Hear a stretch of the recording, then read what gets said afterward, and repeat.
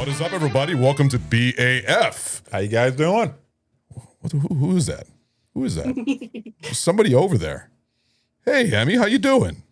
I'm good. How are you? Who the hell? Center on the screen? Yeah, he should be. Yeah. She should be center on the screen, right? She is center on the screen. Okay. Oh, yeah. Okay. What?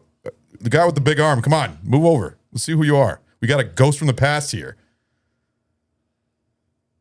What the fuck? Hello. What the fuck? Oh my God! It's fucking Lenny. Hey! It is The fucking. return of the Lenny. Oh my God!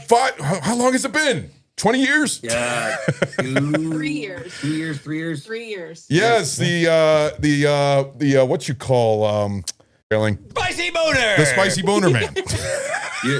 I think The you're trying to find the spicy last boner show. I think it The was spicy Deadpool. boner man. Yes, because he always used to say it. How fucking gay are you? Don't know. Jesus Christ. Shut the fuck up. The spicy boner Boner man. man.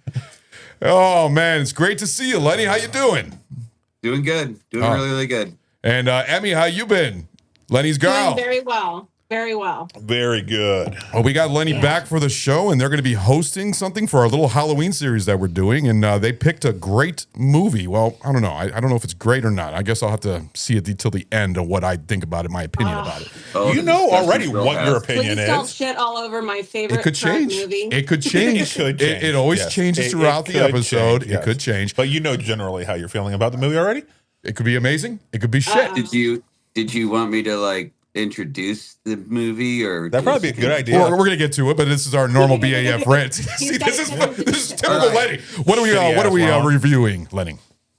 We are reviewing Hell House LLC, which is a movie that came out. It's out on Prime, but if you have a Shudder account, For free. you can see it for free there as well. And the Shudder account also comes with the director's cut of the first movie, plus the other 2, 3, 4 is on there as well. And then 5, which came out in theaters recently on my birthday, actually. We went and saw it for my birthday. Very cool. That one was, it came out a month. Yeah, it came out August 20th. Yeah, August 20th. Hell House LLC, though, hails from the year 2015. Yeah. Yes. It came out in 2015. We'll get more to the details. Oh, my God. 10 years ago. 2015 doesn't seem like that long ago. Well, first, before we get into the movie, you have a drink that we're going to be reviewing. So, right. So the drink that we went with was a pumpkin white Russian. Pumpkin spice white Russian. Pumpkin spice white Russian. So nice. I gravitate towards the sweeter ones sometimes. And you always go for the fucking pumpkin, Lenny. He's the basic bitch request. It's autumn, okay? It's that season. I still remember that Jack-o'-lantern, Jacko beer or whatever the fuck you brought over. And Jacko beer. Yeah, I do. It's good. And he's the only one. I'm like, excuse me. That is a no-go, man. Anywho, so this drink we found, it has Kahlua, vodka, pumpkin spice creamer, and then it's rimmed with graham crackers. Graham crackers, and pumpkin allspice. Right. Yes, right. And also the ounces. It's 2 ounces of vodka, 1 ounce of Kahlua, and 1.5 ounces, or fill up to the glass, which I did. Fill up the glass with the pumpkin spice. I think it's a pumpkin pie creamer, basically. Right. International. Yeah. The international. If you're drinking at home with us, International was the brand that we chose for this drink. So Yeah. Yeah. hopefully you get the same effect. All right. So well, it's also I'll get into it the details in a minute, but we're also going to do a shot of the vodka that we chose for this because it's a newer vodka. So I figured we'd do 2 reviews. There Yes. it is. There. yeah, right here. Wheatley Vodka, and we'll get into that after this. But let's go ahead and try the drink and let me know what you guys think. All right. All right, guys. Salute. Prost. Salute. Prost.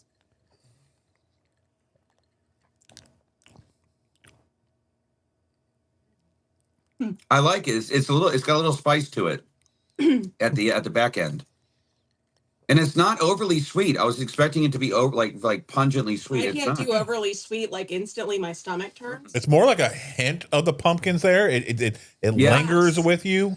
Yeah. So if you're, You remember those cookies from Little Debbie, the a little pumpkin the oatmeal. It tastes like an oatmeal cream pie. Very similar. Yeah. With Yeah. a little bit of pumpkin. pumpkin hint to it. Yeah. yeah. Yeah. Yeah. That's interesting. It does not taste like a White Russian though. There's no White Russian taste to it. No, but it's it's like a way of it's like it's a similar thing to that. Well, most of the pumpkin taste comes from that creamer. Did you what you want to start? You want to get us kicked off, and we'll just go around the room. I need a minute, so I'll let one of you guys go first because I'm still trying to figure out what I'm thinking about this. You want to go first? No. I'll go first. Oh. Yeah, I'll do it.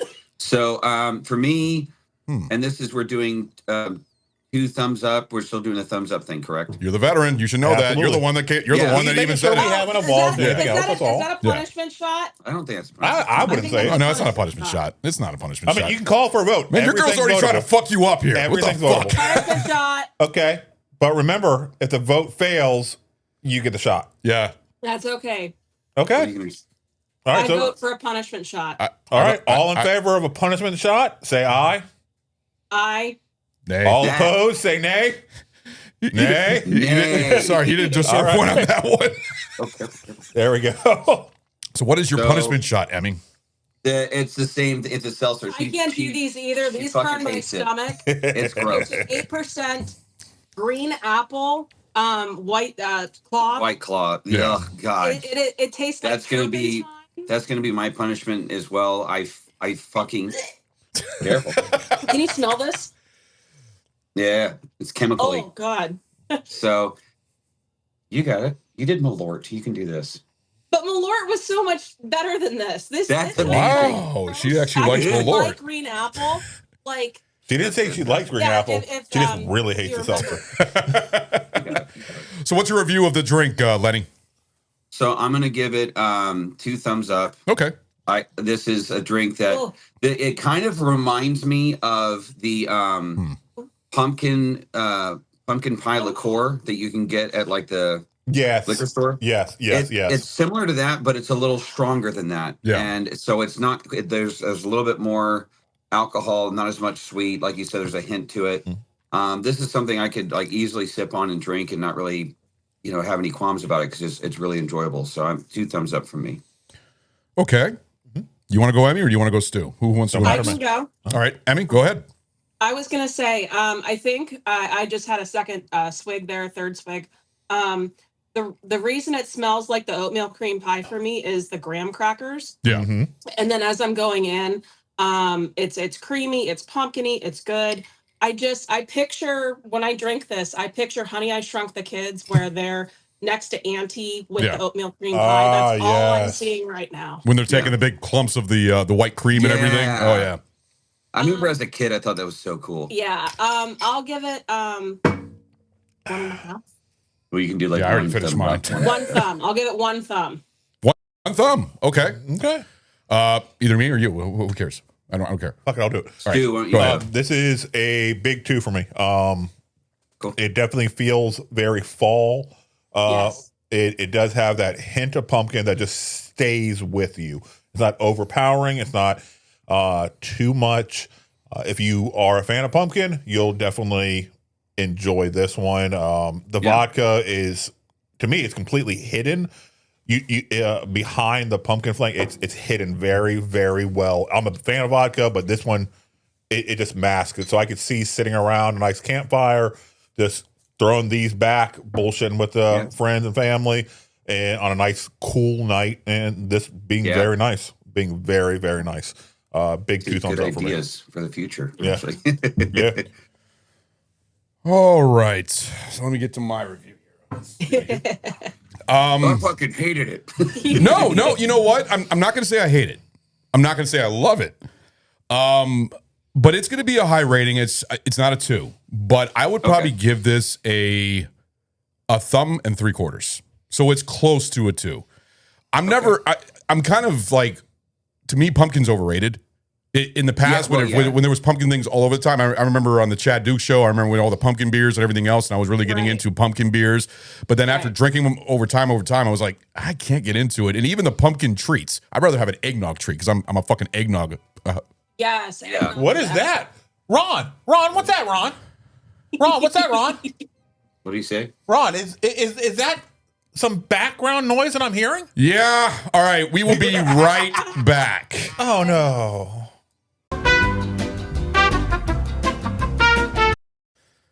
All right.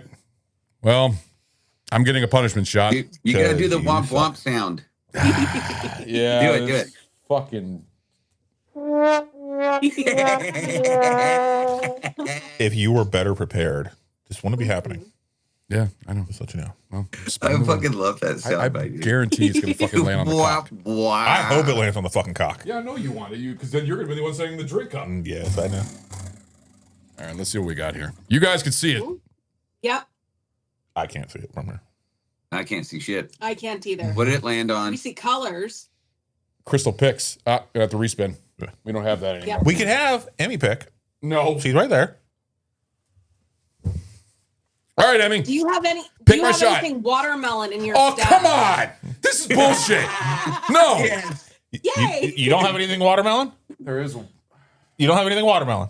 I think you're fucking lying. No, I didn't say that. It's just we do. It's just like I just got it out. Oh God. Oh, good. You got it out. So you know where it's at. Hold on. Give me a second. Talk for a moment while I get this shot. Oh, We'll save the Malort for later. Emmy, a long BAF historian, remembers that Ron doesn't like watermelon. At all. There we go. Salty watermelon Even Tennessee the whiskey. smell gets to you, which is funny. I don't even know what this tastes like. I don't I even don't know. think it was that bad. have, honestly, I think it was that bad. I don't really have any like All right. alcohol drink that I'm like, as soon as I think about it. I can drink anything. All right. So Except what we're for the White Claw shit is gross. So this is Old Smoky Tennessee salty watermelon whiskey. So thank you for. You're all, Ooh, that's nice. brutal. No, it's- Actually, I wouldn't on if I It wasn't at some bad. point if I ever get to, I would love to try that. Yeah, definitely. Killed her. I think I would. Yeah, I think I like for a summer drink. I wouldn't and a mind it. margarita maybe. Ooh, yeah. Yeah. open that up for me. A whiskey margarita. Yeah. All right. Margarita. To my punishment shot. Enjoy. Damn it. It's not that bad. Dude, you know better that I Man the fucking fuck up. hate watermelon. Yeah.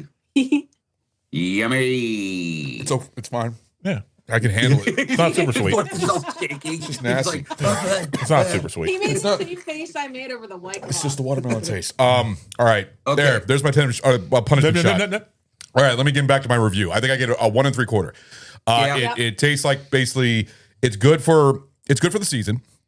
I'm not, like I said, I'm not a pumpkin maniac, but the thing is, it's good. It does not beat a White Russian by far because the White Russian is. Yes, I wouldn't classify it as a White Russian. I I don't understand even- where it's coming from, but I wouldn't classify it. I'd put it in its own separate entity. Yes, and the whole Yeah, we just vodka. kinda use that as like a playful way of describing the drink. Yeah, Yeah. The vodka is definitely interesting mixed with the Kahlua because you think of a White Russian because that's also a Black Russian right there. But then mixed with the pumpkin pie spice creamer instead of a regular creamer, it gives that pumpkin pie flavor. And it's good. It's not bad. It's a good dessert It's drink. not overpowering. It's not overly sweet. Right. I would disagree. It's still, to me, it got a little bit of a sweetness to it, but it's not bad. I mean, White Russians are sweet also, but I don't mind it. I think the rim also, the graham cracker and allspice is actually pretty good because you're tasting that when you're drinking it. It actually adds to it.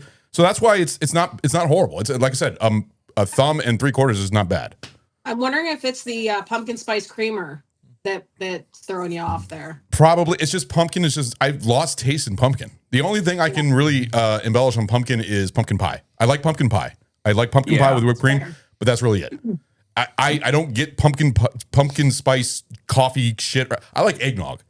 See, I go for the So Christmas do drink. we. Same way, yeah. I am an actually eggnog fanatic. I like eggnog everything. You remember the fucking Little Debbie eggnog logs? They don't even fucking make Yes. them anymore. Those were my favorite thing in the world. Now they have Those these. were good. Oh, dude, and they don't make them anymore. So We found a liqueur. It was from the ABC store in Virginia. It was Some eggnog. It was Evan something. I know exactly what you're talking about. It's like Evan Williams eggnog Something mix. like that, yeah. And it is absolutely perfect. We like had it recently because we had it in the We fridge. blew through the bottle really fast. We Yeah. poured a couple glasses. We're watching something, drinking. Yeah. Yeah. Pour a couple more glasses. Next thing you know, it's fucking empty. I'm like, fuck. Like It was so drinkable and it just went down so smooth. Oh yeah, eggnog Just like is Ron. great. You're fucking. All right, let's go ahead and try this He lobbed it up vodka. and he spiked it down. So tell us about this vodka that we actually put in the drink that you requested Yeah. personally this vodka to be used. Right. So it's still got frost over it, but this is the Wheatley Vodka. Okay. Okay. This is a relatively new vodka. It is made by the same people as Buffalo Trace Distillery. It's actually made at the Buffalo Trace Distillery. Okay. I believe it's a byproduct of their whiskey. Right. And the thing that's really great about it too is that it is I'm gonna stop holding the bottle's cold as fuck. We keep our vodka. Well, you're in the drinking freezer. yours cold. We're drinking ours neat. So Okay. Well, So Wheatley Vodka, it's the thing that's great about it, in my opinion, is the price point, because this is a handle and it was $30. Ooh. And a handle of anything else vodka wise, you're looking at 45 and up. Yeah. I'm a Tito's girl through and through. This is the most like comparable dupe that doesn't give me like feelings of like I'm drinking astringent, and I don't have like nearly the effects after the morning after. Like it's the headaches, just like drinking Tito's. In my opinion, not to like alter your opinion just before you drink it, but to me it's very smooth and it's very drinkable. It mixes well with anything. And it's like the cheapest handle of vodka you can really get right now without getting like rubbing alcohol. Yeah. So, yeah. So, anyways, shall we? Yes. Oh yeah. All right. Oh, by the way, shot glasses. Oh yeah, she's got a Chucky one, and I have Art Chucky. the Clown. Oh nice. Oh, very good. Terrifier. Thank you, Spirit Halloween. Yeah. Cheers. Cheers. Prost. Salute. Cheers. Enjoy, everybody. Oh, that's actually pretty smooth. That is Not very smooth. Yeah. Very nice. Mellow. Mellow burn. Not even really a burn. Well, a little bit. I can feel a little bit on the tongue. There's a little burn at the back end, but it's not to where sometimes when you shoot vodka, afterwards you're like, oh, like Did you because it's just aerate got it? that. Did you aerate it? Yeah. It's got a very nice full bouquet for something that inexpensive. Right. Might have to take another shot. That's nice. So I guess I'll go first. Yeah. 2 thumbs up again. With this vodka, it's the price point is awesome, and it's nice to like get a product at a good price point that doesn't taste like ass, because you can easily go to the bottom of the shelf. Yes. And you're probably, whatever you're drinking, you're drinking it to get drunk. You're not really drinking it to enjoy it. But with this, it's very enjoyable, and it's again mixes well with anything. We just mixed it with these drinks here. It's a great overall. It is one of our serious go-tos. So I had 2 thumbs up from me. Okay. Very nice. Emmy? Excuse me. My allergies, I apologize, everyone. It's this apartment, man. It's trying to kill us slowly. But this vodka, 2 thumbs up for me. We always have a bottle of this in the freezer. Yep. That's where we prefer to keep it. And it's great for an everyday drinker, like that cocktail afternoon when you come home from work. Right. And even with just shooting it, there's not an opportunity you can go wrong. So there are days. Go ahead. 2 thumbs up for me. 2 thumbs up. There are days that I come home, or she'll come home from work, and it's one of those days where we're like, "You need a shot?" Yeah, I need a shot. So we'll have our bevies, but like we'll have at least 1 or 2 shots of it just to be like, okay, that today sucked. We have like Gotta write the shit. busy day at work. Like for instance, real quick, this cup here.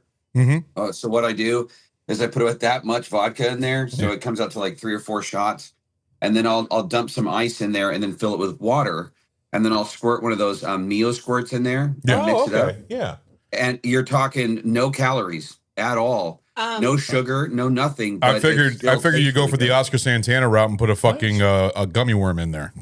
No, you know what I'm talking about, Emmy. We did grapes once though. The grapes we did, and then we ate the grapes afterwards. It was awesome. Oh, vodka's so that was a lot of fun. Okay, so what I've really been doing lately, I've never been a real big water guy and stuff like that, unless it was flavored with like Mios or whatever. But I've recently started doing the Great Value, the carbonated flavored waters they have. That's what she does. Yeah, for like 85 cents for one of the big fucking bottles and shit like that. Giant bottle. I have those at work all the time. Yeah, I haven't found a flavor I'm not a fan of because everything's just the right amount of flavor. It's not like too overpowering or the essence. Exactly, it's right there, and then the carbonation does it good for an appetite suppressant also, and everything like that. And 0 calories, 0 sugar, 0 fucking everything. I'm like, this is fucking perfect. If you want to kick it up a notch, you could take like those bottles of actual lemon juice like you use for cooking. Yeah,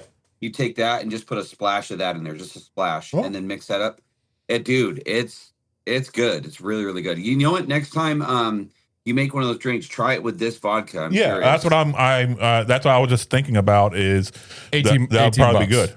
18. That's a great fucking deal. Yeah, $18 for this one right here. So because I got the bigger one. Right. So were you finished with your review, Emmy? Yep, I'm all good. Yeah. Two thumbs up. Two thumbs up from this side. All right.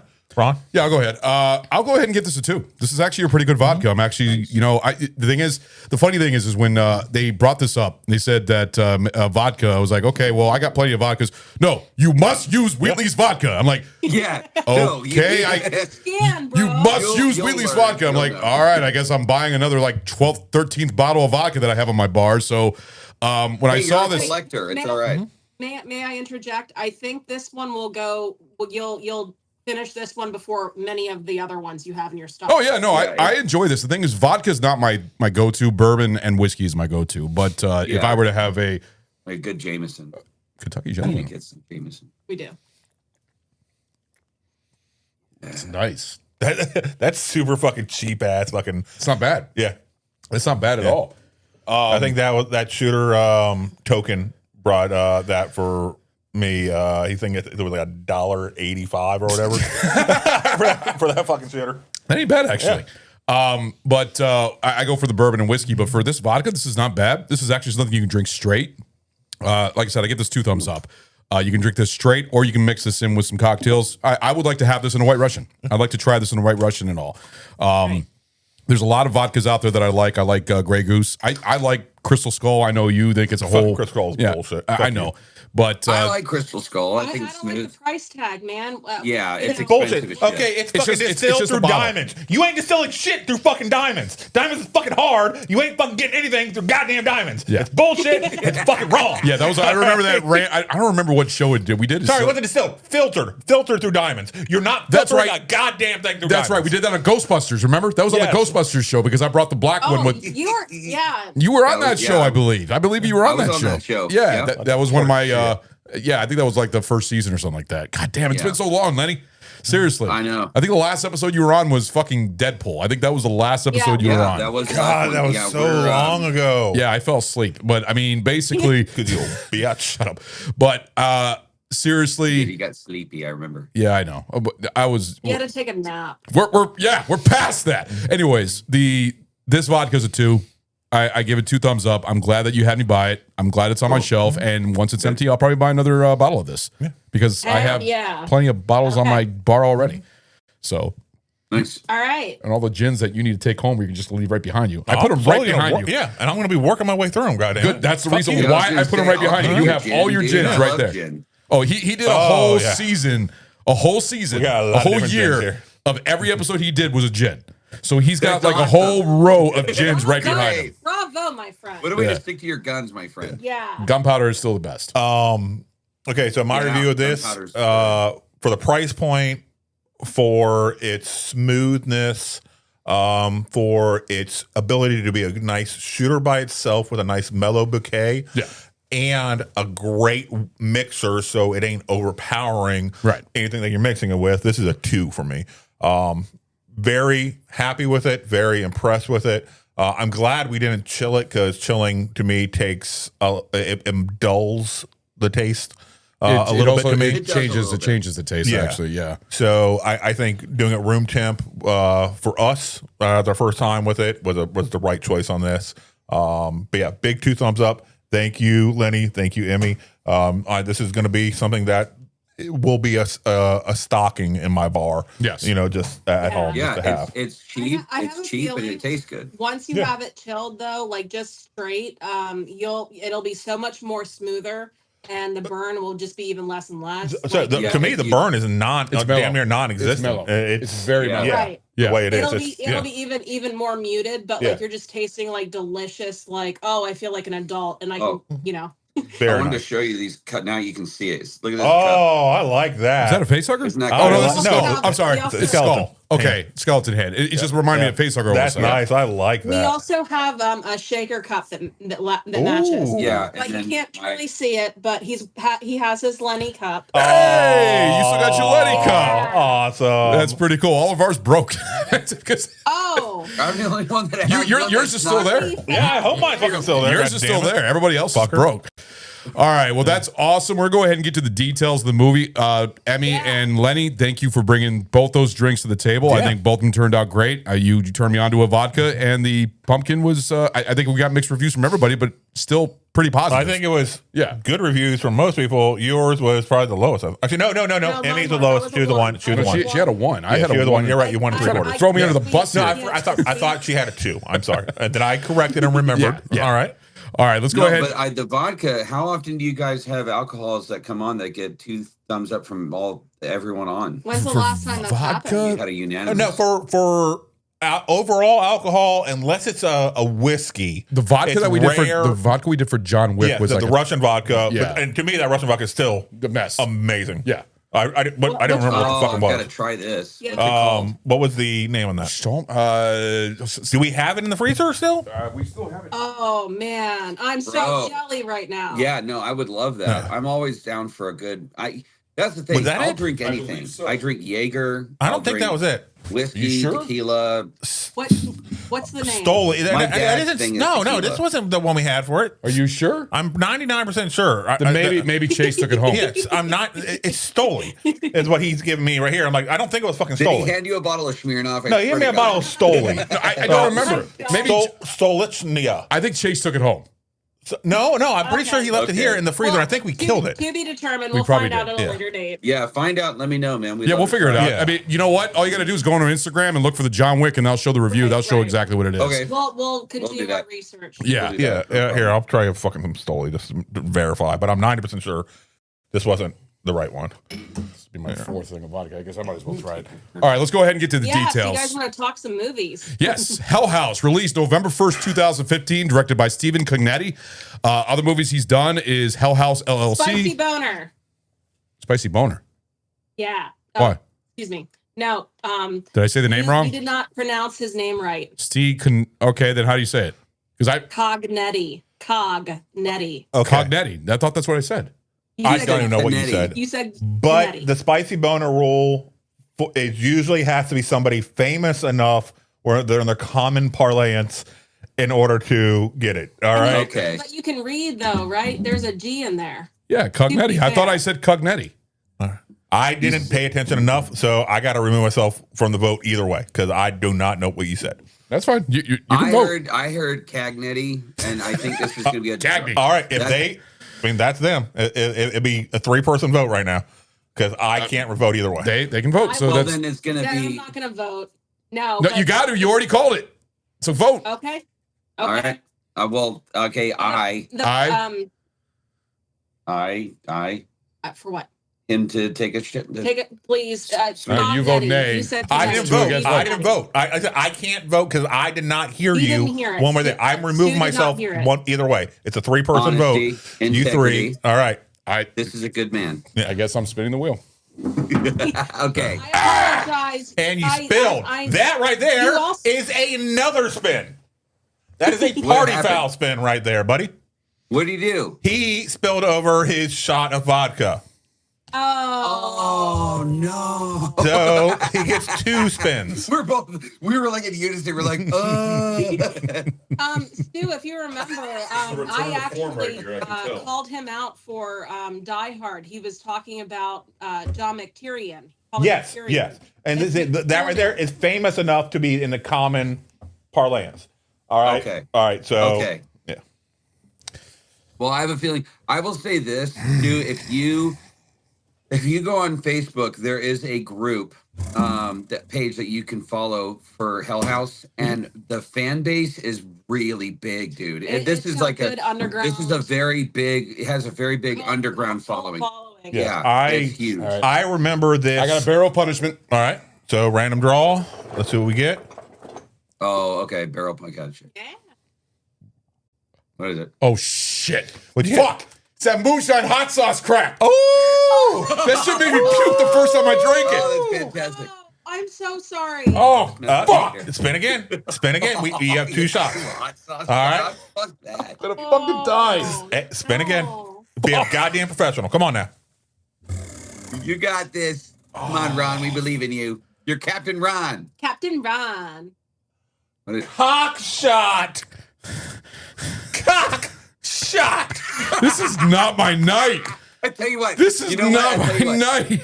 Okay, Stu, if we want, we can have him take that hot shot, the whatever the fuck he just pulled, and put that in the cock, and we'll just do a combined punishment. Then it's just one shot. If that's what you guys agree on, since one of these shots was your guys' vote shot, if that's what you want to do, you just want to put it in the cock and combine the 2. Let's do it. Let's do it. All right. It's gotta be. It only fills the balls up, so that's No, because you're gonna have to drink this whole thing, no matter what. Drink your spicy no matter boner what, shot you have to like drink the whole a thing. man. But now you have to drink it out of the dick. It is. Okay. Oh, it is the true spicy boner. Come on. Yes, we gotta there do it. you go. It is a true spicy boner. Spicy Good boner. job. Yes. Good job. Yes. Spicy Oh, this is the boner. best show ever. I'm so happy right now. Yes. yeah. I'm sure you're happy. I'm fucking hating it. All right. That whole bottle has to go in there. Because you would feel, I don't ever fill the fucking cock shots, you know that? God damn. I would if I fucking have to, but I don't fucking have to. Oh my god, I'm gonna fucking die. Yeah. Oh. It's gonna be slow coming out of there too. Yeah, dude, this is gonna be hard. I know. This is gonna be fucking hard. I'm gonna have to bring the trash can over because I'm gonna fucking puke. Bless the pygmies down in New Guinea. Shoot that cack. Yeah. Oh my God. It's hot. Yeah, I'm sorry. Okay, I'll stop. I'm so happy right now. There you go. That ain't that bad. Balls. It's fine. Ain't that bad. Not a big deal. Oh god. You better get the fucking can over there. Yeah. You go over the fucking soundboard. All right. I'm gonna be fucking that's hot. All right. Oh my God. With And don't forget, pumpkin all right, spice, drink it again if you puke. liqueur. All right. Oh. Let me do this, okay? Let me do the Spicy details. We're gonna take a break so I can get the trash can ready, and then when we get to our beginning of the episode, then I will take the shot. But remember, if Yeah. you puke, you have to do it again. This is all I have. Oh. Then we'll figure something else out. If you puke, you have to do it I'm again. gonna fucking puke, dude. I'm This just shit telling was you. horrible I'm last time. telling you, that's the fucking standard goddamn rules. With the You shot puke, glass. you have to do it again. All right. So, anyways, directed by. We just We just did that. We just did a nerdy white thing. I want you On to say it, camera. Emmy. So, Distorted. Stephen Cognetti. Yes. Okay, good. Cognitive, like a cog. Like a My cog fucking wheel. glasses are Yeah. fogging up. Anyways, Hell House LLC's directed. He directed Hell House LLC 2, the Abaddon Hotel, Hell House LLC 3, Lake didn't of say it Fire. How do you say Abaddon?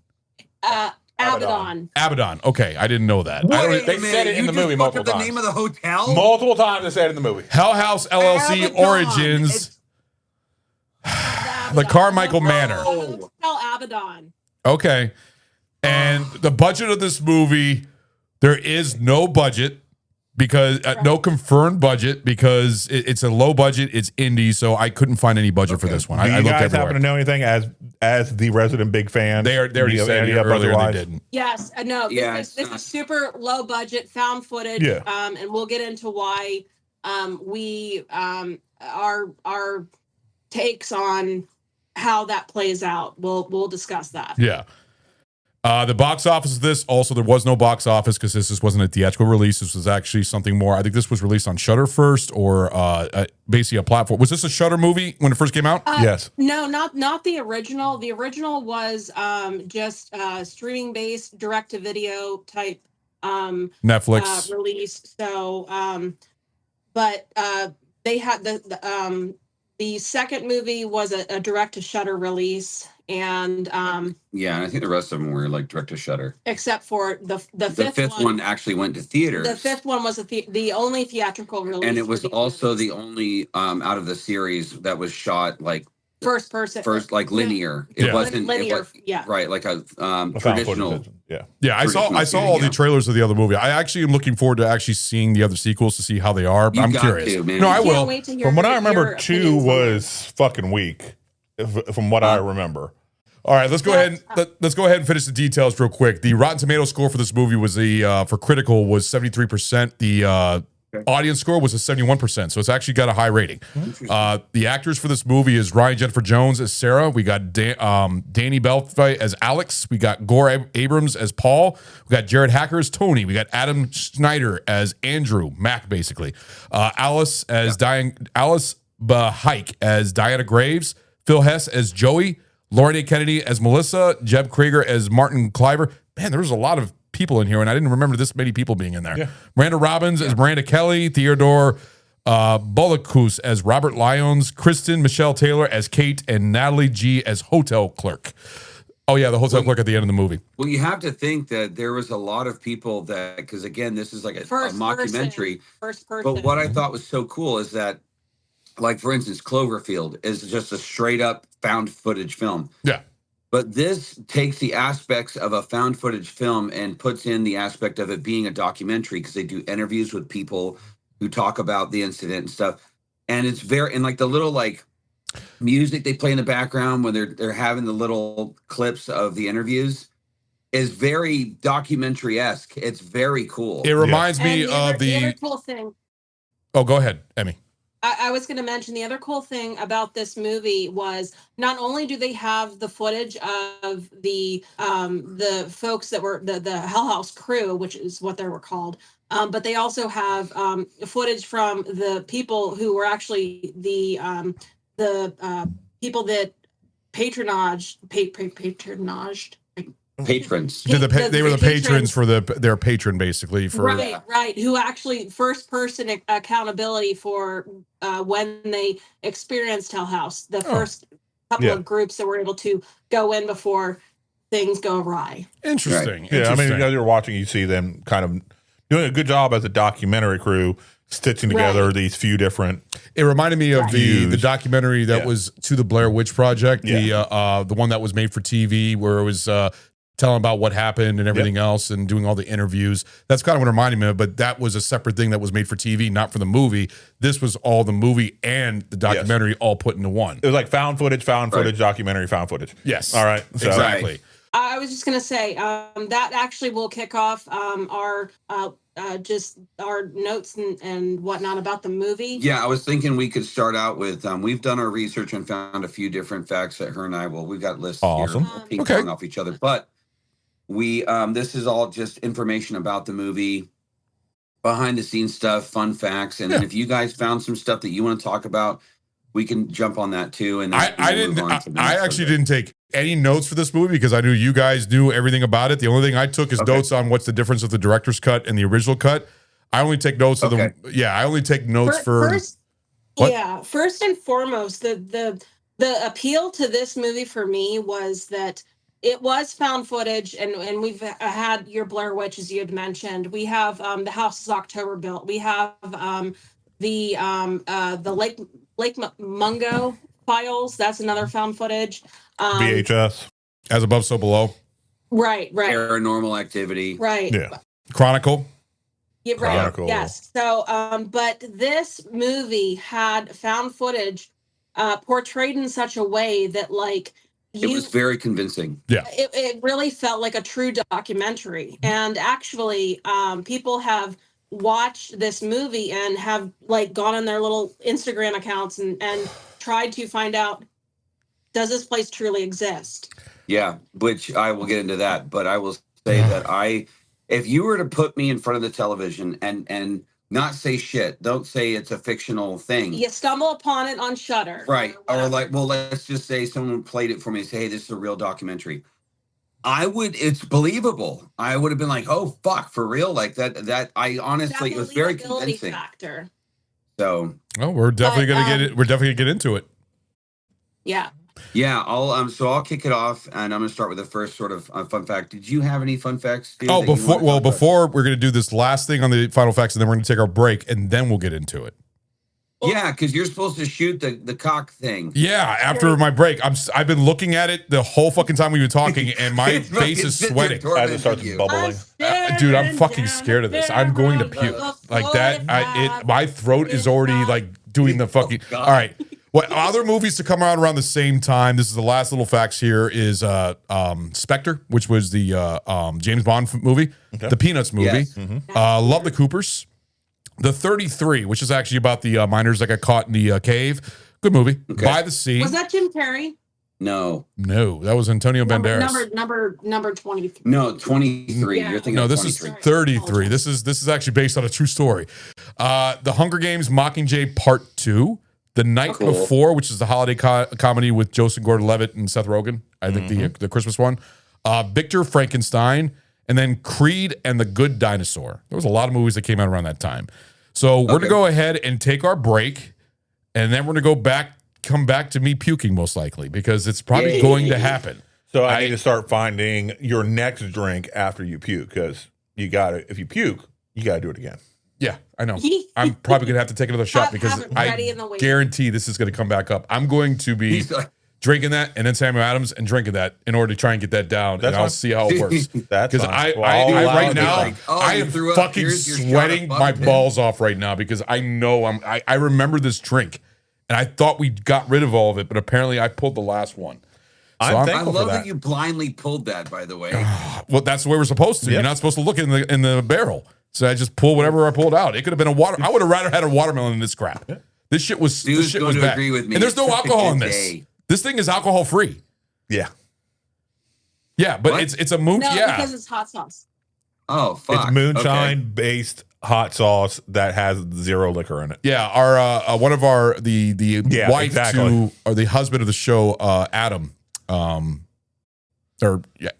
Yes.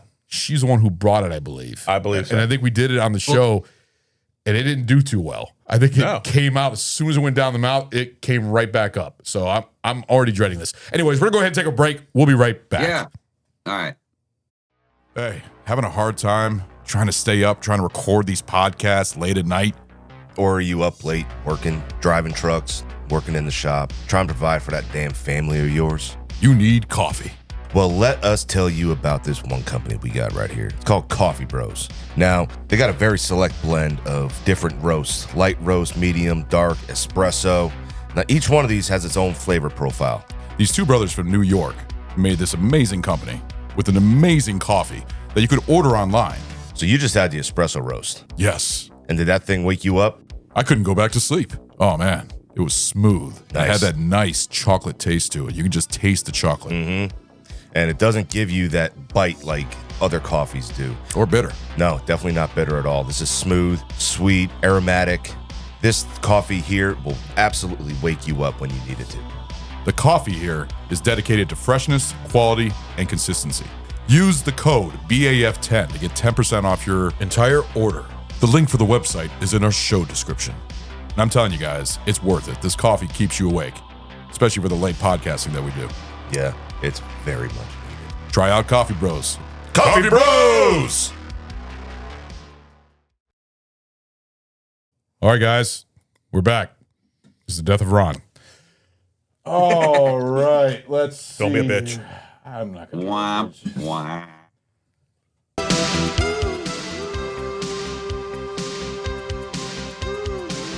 Would you shoot me? I'd shoot me so hard. I kind of want you up and doing the dance as you do the cock shot.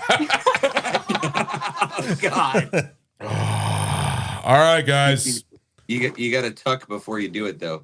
At least it's only the balls. I thought it was going to fill up like up to here. That's what I was worried about. This is. It's just no matter what, whether it's in the cock or whether it was in the shooter. It's just the problem with the amount. cock is it comes out so fucking I know. slow. That's the issue. If it was a shot, I'd be able to take it and then take the shooter and I'd be all right. But I can't do That's it. why I Hydration okayed. helps Maybe With if I them. suck on it. No. Oh, Yes, Jesus. suck that cock. No, Suck it no. deep. Take it on. I heard I'll if you take it do on some your hand chin. movements with it, help swirl it around. Oh boy. Uh-oh. Shooter. You're good. There you go. Oh God, that's horrible. Relax. Just keep it down. It's actually spicy. It's a fucking hot sauce.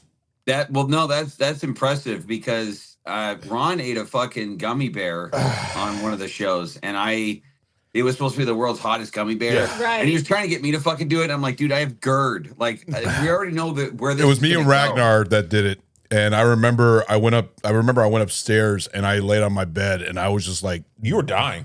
my stomach hurt. Yeah. But then I came back and I was fine. All right. Yeah, after you fucking shit your fucking brain out in bed. I'm okay. It's so hot when it comes out. Liquid hot magma. Don't throw it up. If you have to cut it, cut it. Come on now. No, I can handle it. Man through. I appreciate the fact that you're getting teary-eyed, but you're still doing it. It's hot sauce. All Of right. course I'm going to be getting Yes. teary-eyed. Lord, I believe. You know Mark, it's we're a still doing good the shot. No, hold blowjob on. with after they suck the cock, their Hold eyes on. are watering. I think I might All right. I think I might be able to handle this. Hold on. Dear God. Oh, You got it, man. I heard the indigestion. Yeah. Still ain't done It yet, started. but you're doing it. Already. You're powering through. It's salty. Shut Shut the fuck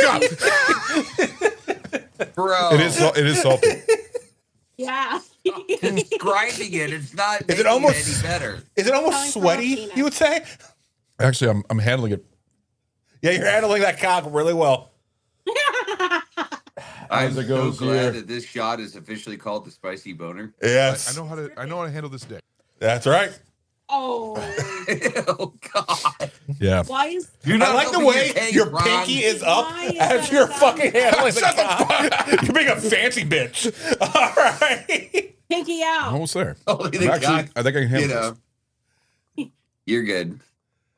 That's right. You're almost done. Almost done. I think there's a few drops left in it. Come on. Kill it. Kill it proper. Hold on. There's only a few drops left. Clean it up. Oh. Be a good little bitch.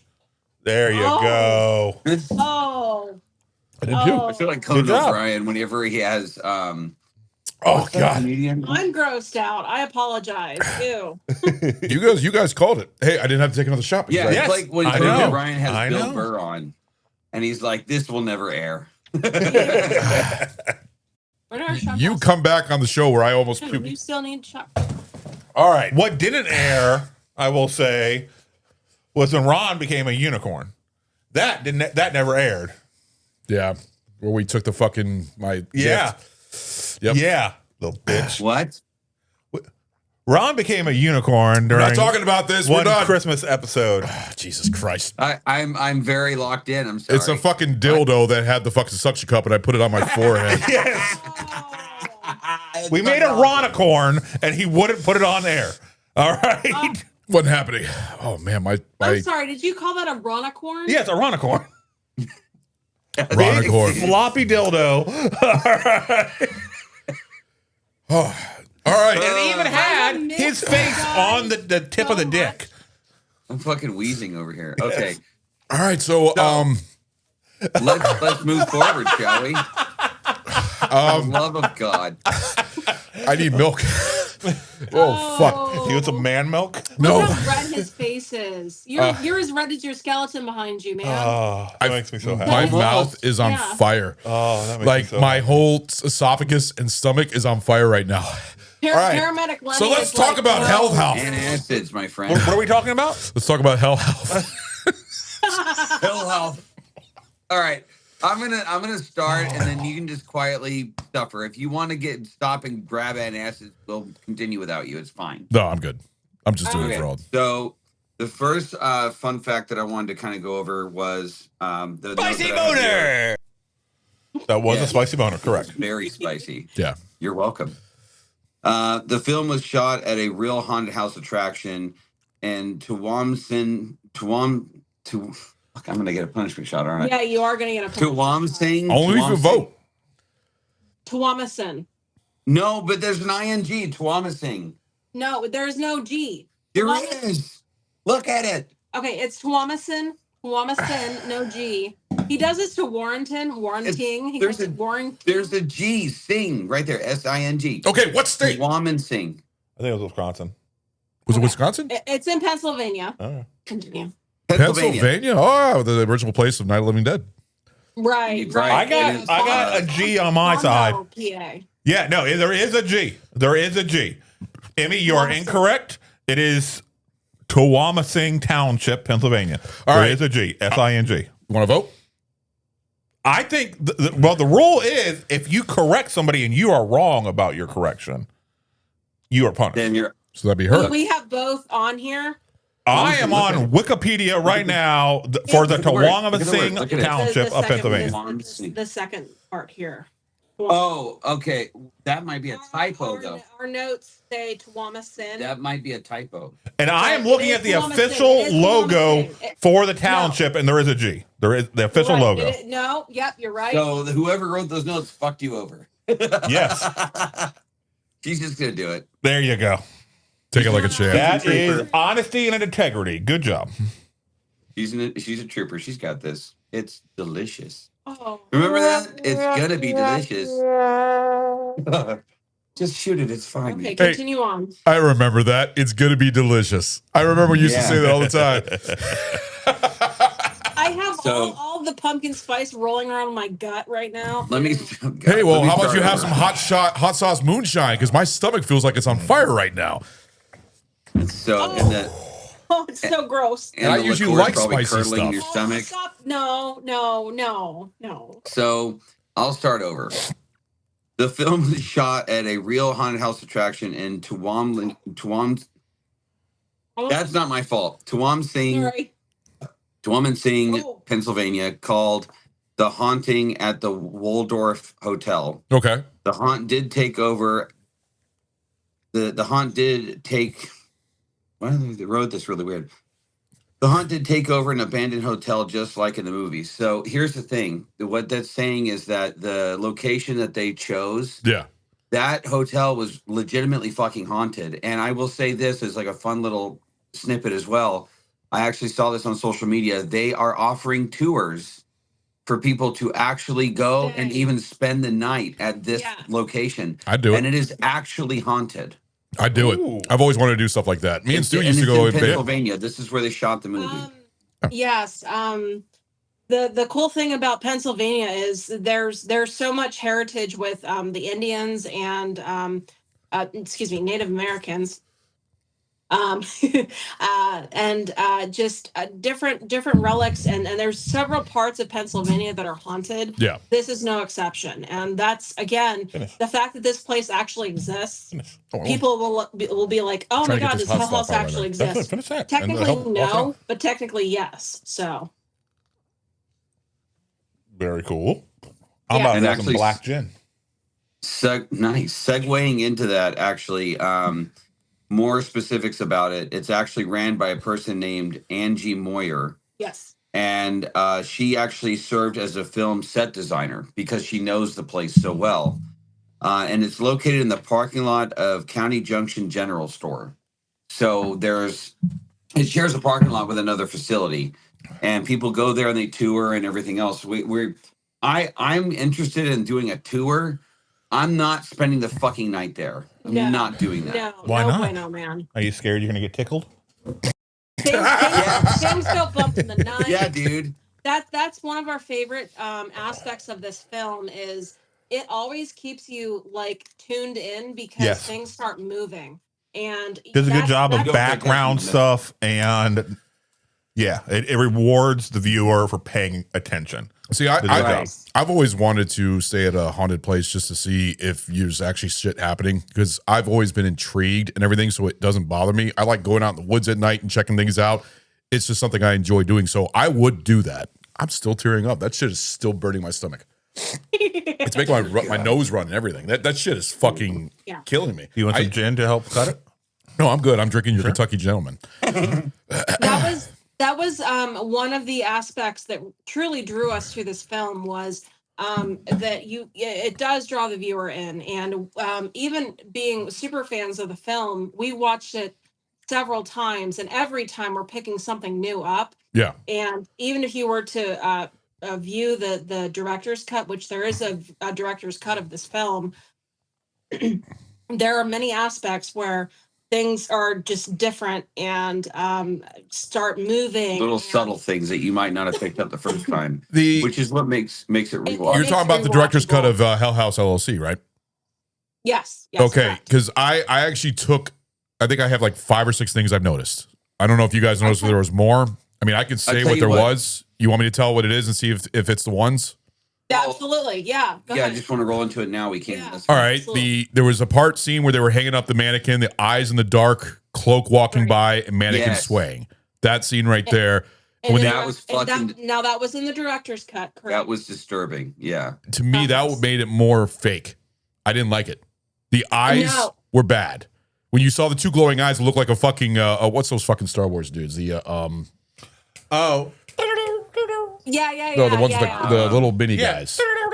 Yeah. They were the and I only remember them from Spaceballs. Nerds' brains are I remember them exploding from right now. Spaceballs. Yeah. But I don't Spaceballs 2 remember this- is Yes, in pre-production right now. Yeah, I know. They already took a picture that looked like the Force Awakens table read, which I thought. Rick Moranis is back, so I'm fucking happy. That's amazing. Yes. And John Yes, Candy's I'm son here is for that. playing Barf. But I don't know if he's playing like a big role in it or not. I don't care. I'm So, and Mel yeah. Brooks is fucking producing and being in the background. So I know we're going off tangent with that, but I'm excited about Spaceballs too. Yeah. The other thing, I don't know. Spicy boner. A big fan, but I'm not a huge fan. Whoa. That 100% was Spicy Boner by Emmy. No. By Emmy. yeah, I'm on fire tonight. I gotta bleep that too. Damn it. Yes, you do. It's been a while. Yeah, It's been a we haven't had a while since spicy we've had boner in a spicy long boner. time. Yes. But I know when she said it, I was like, just took in your mouth. shut the fuck up. Oh, yeah, you're gonna be drinking that all night if you keep saying his name. Other scenes that I noticed in the director's cut was there was a little bit of extra dialogue all throughout the movie. The Google Street image, that was a director's cut, because I don't remember that being the original cut. That whole Google Street image that they showed, right. that was in the director's cut. The floor explosion at the end, where basically a body's being pulled down. It looks like the gates of hell's opening. Right. Which feeds into part 2. Yeah. Right. And that's really all I noticed. That's all I noticed for the director's cut. Now here's why we will tell the average viewer, if you're just picking this movie up, like, okay, I see there's the original and there's the director's cut. Which should I choose? Our recommendation is choose the original, because the main scare factor of the whole series is the Hell House clown, which you'll later come to find out. The mask that Lenny was wearing. This guy. Yes, he is he actually is the Andrew Tully clown. That's what you'll find out later on in the franchise. But that clown should have been the first scare, which it is in the movie, the original cut. When Paul, the one of the camera guys, he's like, oh, like looking at like the whole scene, and he's like viewing all the different rooms in the setup, and then he's like, oh. And sees the clown standing there. Yeah. Yep. And then he's like, hey, what's up, dude? And then like all of a sudden, like, because the clown's staring down into the basement. Yeah. And then he pans over to his right, comes back, the clown's staring at him. Yeah. Right. That is the first real scare, and that's why we felt the scare in the director's cut, which the first scare in the director's cut is the eyes in the door, really. The eyes in the door and the swaying of the mannequin right that was hung up on the chain. And it sort of takes the focus off of the clown, which is the main the main scare throughout the movie. main protagonist of the entire thing. Well, see, the thing is, for the director's cut, in my opinion, I'm going to go ahead and just tell you that I don't know. Did you watch the director's cut? I don't know if you did. I did not. I went ahead. I'm not gonna lie. I did not. No, that's fine. And I kind of knew that you didn't. That's why I went ahead and took notes on what I saw. And I actually did watch the director's cut because I wanted to give another shot of the movie just to see. So I actually went and did your homework and watched both cuts because you asked me to. And to me, the director's cut took away from the movie. I think it made it more fake. I think it also, the fact that is sometimes the imagination makes the movie more scarier than actually seeing what's happening. So when you're going down in the basement, you don't know what the fuck's going on. It makes it more scarier. And the fact that it actually shows like the gates of hell opening, I was like, all right, that's a little bit too over. Yeah, I liked it the other way. Blair Witch did it like perfectly in that way where they didn't show anything. Because it leaves you to the imagination. So the eyes in the door, when you see the swing mannequin, and you see those little glowing eyes in the door. I saw that. I was like, that's not scary. That looks kind of funny, actually. Because you see those glowing eyes just pop out of nowhere. I'm like, that's not scary. It just didn't work out for me. So that's why. And then also, in that same scene, you see that there's a figure that passes in front of the camera. Yeah, it's one of those fucking satanic cloaked people that were all throughout the movie. Right. Yeah. They're all throughout the movie. The Hessians. Yeah. I guess. Because they were also in the beginning of the movie when they were checking out the house to look at it, and all of a sudden the picture froze. The balcony. No, it was actually when it was going right back to the documentary, and the camera just moved over, and you just see him just sitting in the corner. Right. Yeah, he's like observing them. That was one of the times. There's another time where in the first film, actually, this is when Vanessa Graves comes in towards the end of the film. Yeah. There's I think that's the first movie where there's a cloaked being when she does the big pan shot of the hotel. And I will say this, I actually will just throw this out there. I think that because if you notice like Instagrammers and fuckfaces that are going into the hotel just to say that they made entry, and you notice how very quickly the hotel responds to them, right? Yeah.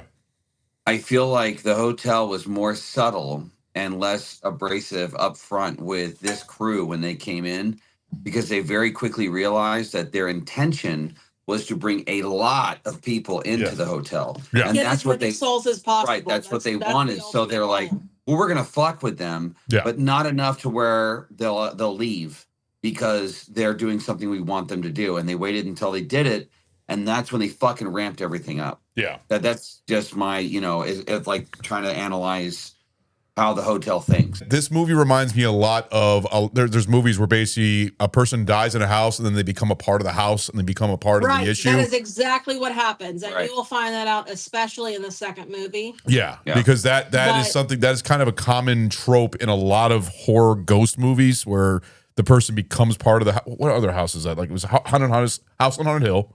That's a one. lot of films did that. What I will give credit to this film, having Sarah, that was her name, right? Yes, Sarah Hobble.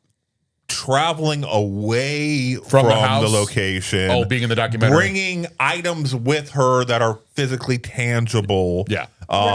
In order to sell draw people and then bring them back to the house. That was a very good twist. A nice little building to help separate this film from the other films of somebody happened to be in the house, and then you find out that they're dead. All right, no, this one traveled and was able to draw you in, which makes it even scarier. Very good point. In this film, there are souls that the hotel captures, and you find out later at the end of the movie that Sarah was ultimately massacred in the hotel. Mm-hmm. And when she goes and does these interviews initially, big spoiler, sorry. When she goes and does that's the whole point of our show. It's a 10-year-old movie. Yeah. We're allowed to spoil it. We can spoil the movie. Our show spoils every movie we do. When she goes to do these interviews, she's already a part of the hotel. So we feel that as you go on throughout the franchise, the hotel sends out like worker bees to like draw more souls in. Right. The second one really touches on that quite a bit because they actually will show several different instances that don't involve the original cast at all. Yeah. But they'll show The different second one doesn't instances even where really truly talk about. It talks about initially, like the girl on the side of the road. right? Right. They have a few instances where they show that in action in real time without using the original cast, like other instances where they have pulled people and drawn people into the hotel. He's talking about a specific part in the second film where there was a person who actually went to Hell House when it was opening night, the 2015 opening night for Hell House, and she had hitched a ride and got into Hell House, and she unfortunately was one of the souls that was captured by one of the beings within the house, one of the cloaked figures, and the I will just say this: the couple, and I'll leave it at that bring her to this hotel. Flamboyantly gay couple, but they're fabulous, and they were so kind to her. They were like the main guy that was driving. He was very, he was kind of concerned, but the counterpart was like, she's out in the cold. Like, come on, let's take her back to her hotel. So they take her to the hotel, and it's clearly abandoned, and she just fucking walks in there. And then the two of them are sitting there, and the one is like, oh, fuck it, we dropped her off, let's just leave. And the other one's like, well, no, because she's obviously mentally disturbed. What if she goes into this hotel and falls down the stairs or something, hurts herself? Right. So they go in after her, and it's a big fucking mistake. So, they should have let her fall down and hurt herself in that situation. They should have fucking let it go. Like, no, fuck that bitch. No, I'm with you. Yeah. I'd have been like, well, see you later. Like, we fucking dead. So, I don't want to fucking, because what if I walk into that hotel, and a fucking methed out hobo fucking stabs me? Exactly. That's where my you brain are in goes. Pennsylvania. I mean, the likelihood of that happening. Right. In Pennsylvania, the likelihood of meth addicts stabbing you is pretty fucking high. Pretty fucking high. I'm not gonna lie. I fucking hate Pennsylvania. Let's segue a little bit into the character Paul. He's one of the more proficient camera guys who is holding the video, the camera. Which one was Paul? Paul was he was the curly haired dude who with the mustache. The one who would. Yes, the one who was shooting most of the Hell House documentary. Right. He was the majority. He was the pervy lonely guy. Yes, the guy who wanted to fuck Sarah really bad. He literally They're shooting Sarah in her underwear. Yeah, and he comes all walking in. And he's like, "Oh, wait, she's in her underwear. I had no idea." No. There was a scene. There was a scene where he's laying on the bed and his fucking hand was down in his legs. I thought he was about to fucking jerk off or something like that because it looked like he was fucking playing. Well, he was laying on the side. He looked like he was playing with himself. How they were there, and then what was it? Andrew was Sarah's boyfriend. Alex. Sorry. Alex brought Sarah, and of course he wasn't going to share. Yeah. Man, like that. So he was just fucking hard up, and he was waiting for the actresses to show up, and hopefully one of them was going to be hot so he could fuck them. All right. What kind of amateur film are we making? Right, and the one hot girl that they chained down in the basement, he's like all over her. He's throwing his shit at her too. But I will say this: that was one of the best. In my opinion, not really a jump scare or a scare. It was predictable, but I knew what was going to happen because me and Sammy were watching this, and we were watching this in the scene where there's that lady, that zombie girl sitting on the wall, and she's just like staring this way while he's talking, and then he looks over, and then he covers himself like, I've seen this in a movie before. Yeah. But he opens it up, and then she's looking at, when she was looking at him, when she was sitting against the wall, that's what I was like, oh, that's a good shot right there. Yeah. That's good. Yeah. But then when it got to the part where he was like under the covers, it was like, this feels like The Grudge or something like that. And then he opens the covers and it's right in his face. What was that fucking Lights Out? Remember that Lights Out short? Yes. I do. Yeah. Where she pulled the covers up and the guy was right in his face. That's what kind of I wonder if they got that from that. Because I think that might come out after that, actually. The other cool thing about that, the initial night when he starts his vlog, if you will, there is a person, you can hear something. He turns his camera light on, and he's like waking up, and then like you see something standing. That's her. Yeah, that's her that's standing, and he's like, oh, and he's like, hey, Sarah. because it looks like a female at first, but then Right. I think it transitions into one of the cloak figures. He rolls over. He just goes, "What's up?" And then she like walks out of the room, And then goes, he said, like, that's "Well, fucking that was weird. fucking weird." Yeah, I mean, but really, dude. hold on. I agree with that reaction 100%. If I'm in a house that I do not believe is haunted, and I know there's a female that matches that rough body type in the house, and I kind of wake up and I see that person standing in my doorway, I'm like, yeah, what's going on? What's up? Yeah. And they fucking leave. I'm like, all right, fucking freak. All right, and I go back to sleep. All right, I'm not gonna think they're gonna try to do ominous shit to me. Paul's famous tagline amongst the whole like horror Hell House cult is sleep sweet. Yeah. Yeah. Yes. That's what he says, and that comes up later in other films. Right. He was by far my probably close to my favorite character actually. Oh, surprise, in surprise! The rapey motherfucker is your favorite dude. What the fuck? Surprise, surprise! First it's Nazis, then it's fucking rapers. I mean, I'm sorry if the people that you identify with are freaks. I thought he actually had more of the character inside the movie. Thrown himself at every piece of tail. That's my guy. Okay, but let me draw your guys' attention. Remember when we're watching the film and Paul is sitting with what did he call him? The guy sitting at the hotel. I can't remember. What was the guy, the dummy that was sitting at the piano? The piano dude. Herbert. Yeah. Herbert the pervert, I think. No. Is that what he called him? No. I think that's what he said. Herbert. He's like, hey, what's going on, Herbert? And then he's sitting hunched over, and he just starts playing this weird melodic song on the piano. Do you think he was possessed? Do you think he was possessed since the beginning? No. Okay. No.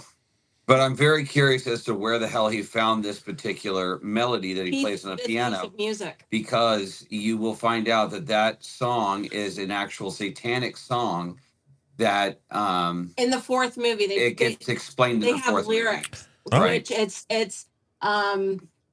it's come with Satan, come with Satan. It says the dark is coming, all is cold and silent. It's very fucking creepy. Interesting. Okay, but you could do that kind of with any melody if you put the right words to it. I mean, you got like the Nightmare on Elm Street melody. You know, I've got a question for you. Mm-hmm. Do you recognize the melody? It seemed familiar to me, but I wasn't paying enough attention to try to place it. Ron, do you know where the melody came from? No, but I was going to see if I can look it up because I'm curious now. It came. Are you ready for this? I love Stephen Cognetti because he brought this from the Meow Mix. Meow Mix, Meow Mix, Meow Mix, Meow Mix. Please deliver. Like. Oh, yep. Meow, meow, meow, meow, meow, Meow Mix cat food jingle. Yep. I was like, what diabolical mind? Yeah, you're right. Hold on. Commercial, it makes it demonic. And we've all heard it. But that's also, I mean, it's the key that is being played in kind of translates like but that goes with Devil Went Down to Georgia. Okay. Right. All right. That played in a minor chord. You play that in a major chord, all of a sudden becomes very upbeat, very, happy sounding, and it very like, oh, everything's cool and happy now. But when you play in the minor chords, then it's very like, oh, this works really well. Yeah, this would be fucking Satan music and shit like that. Just like it's the exact same notes, just in a minor melody instead of a major chord. Yeah, I'm looking at here. You're right about the whole thing because even on Reddit right here, according to the trivia section of IMDb, piano tune and various tunes, all four films is the old Meow Mix cat food jingle. So I was just confirming this. What is the famous piano song for Elise? What the fuck? But that for Elise, that's what, Beethoven? If I'm correctly, it says Beethoven right here. For Elise, actually, is what it is. Yeah, we're not able to see you guys. He's messing with his.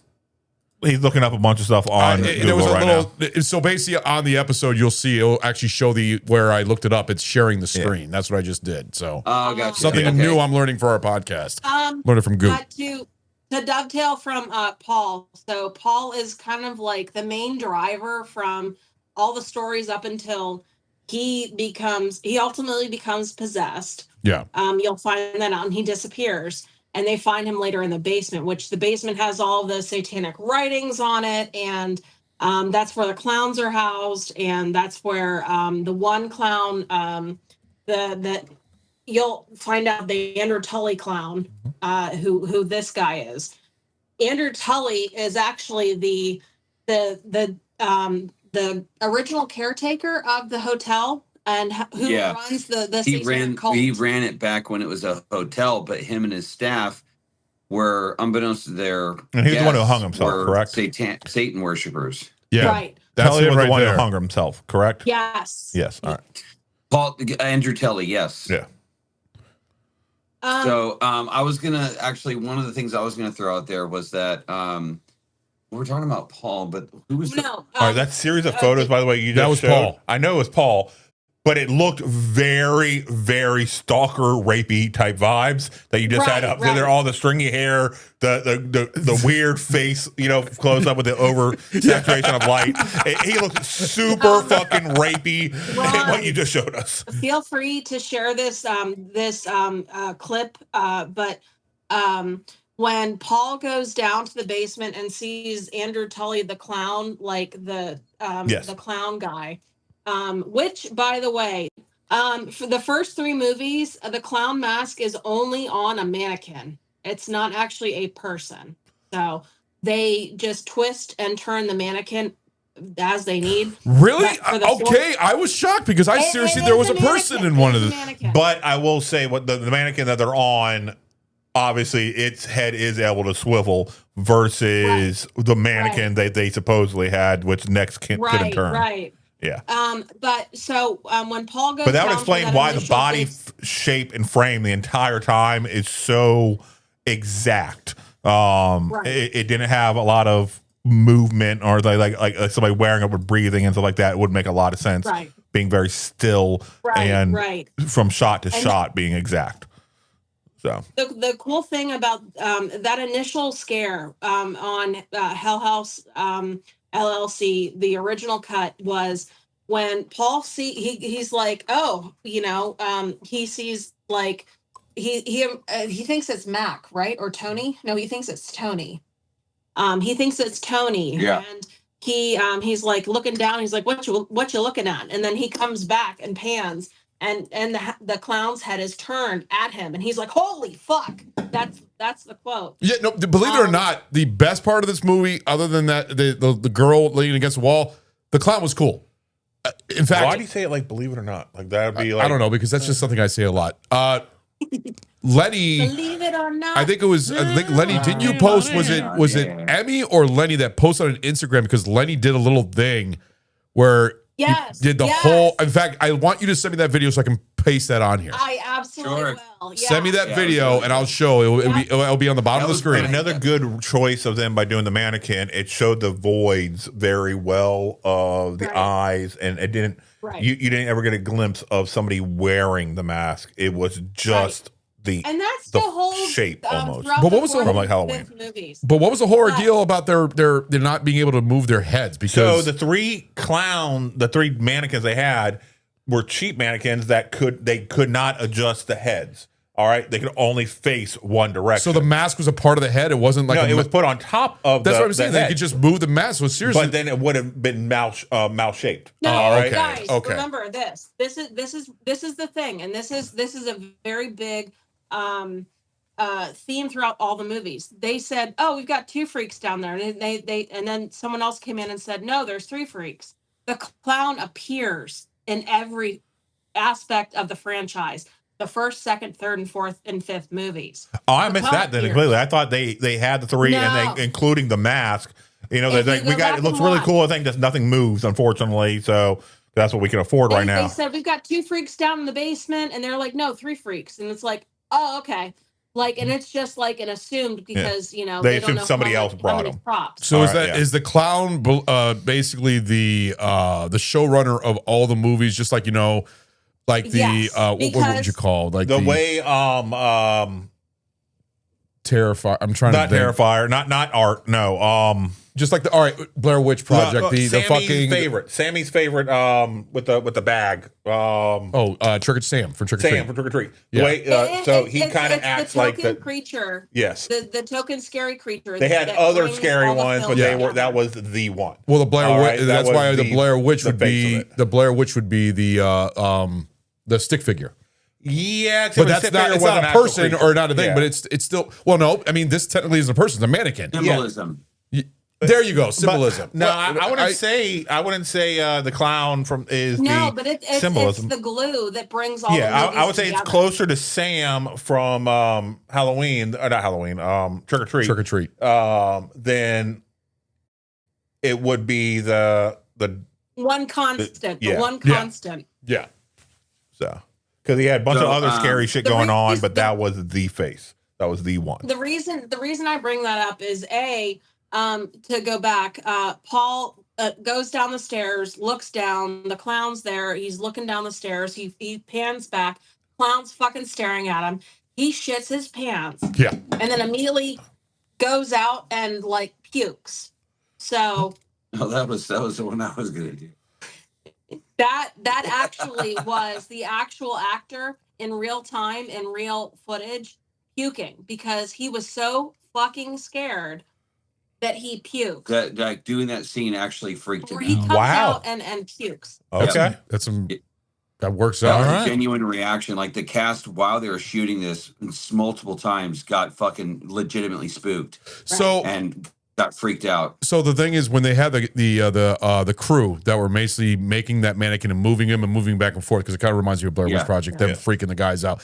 This movie reminded me a lot of Blair Witch Project in certain different perspective, different ways. Right. Because I feel like it took aspects of Blair Witch and like perfected it.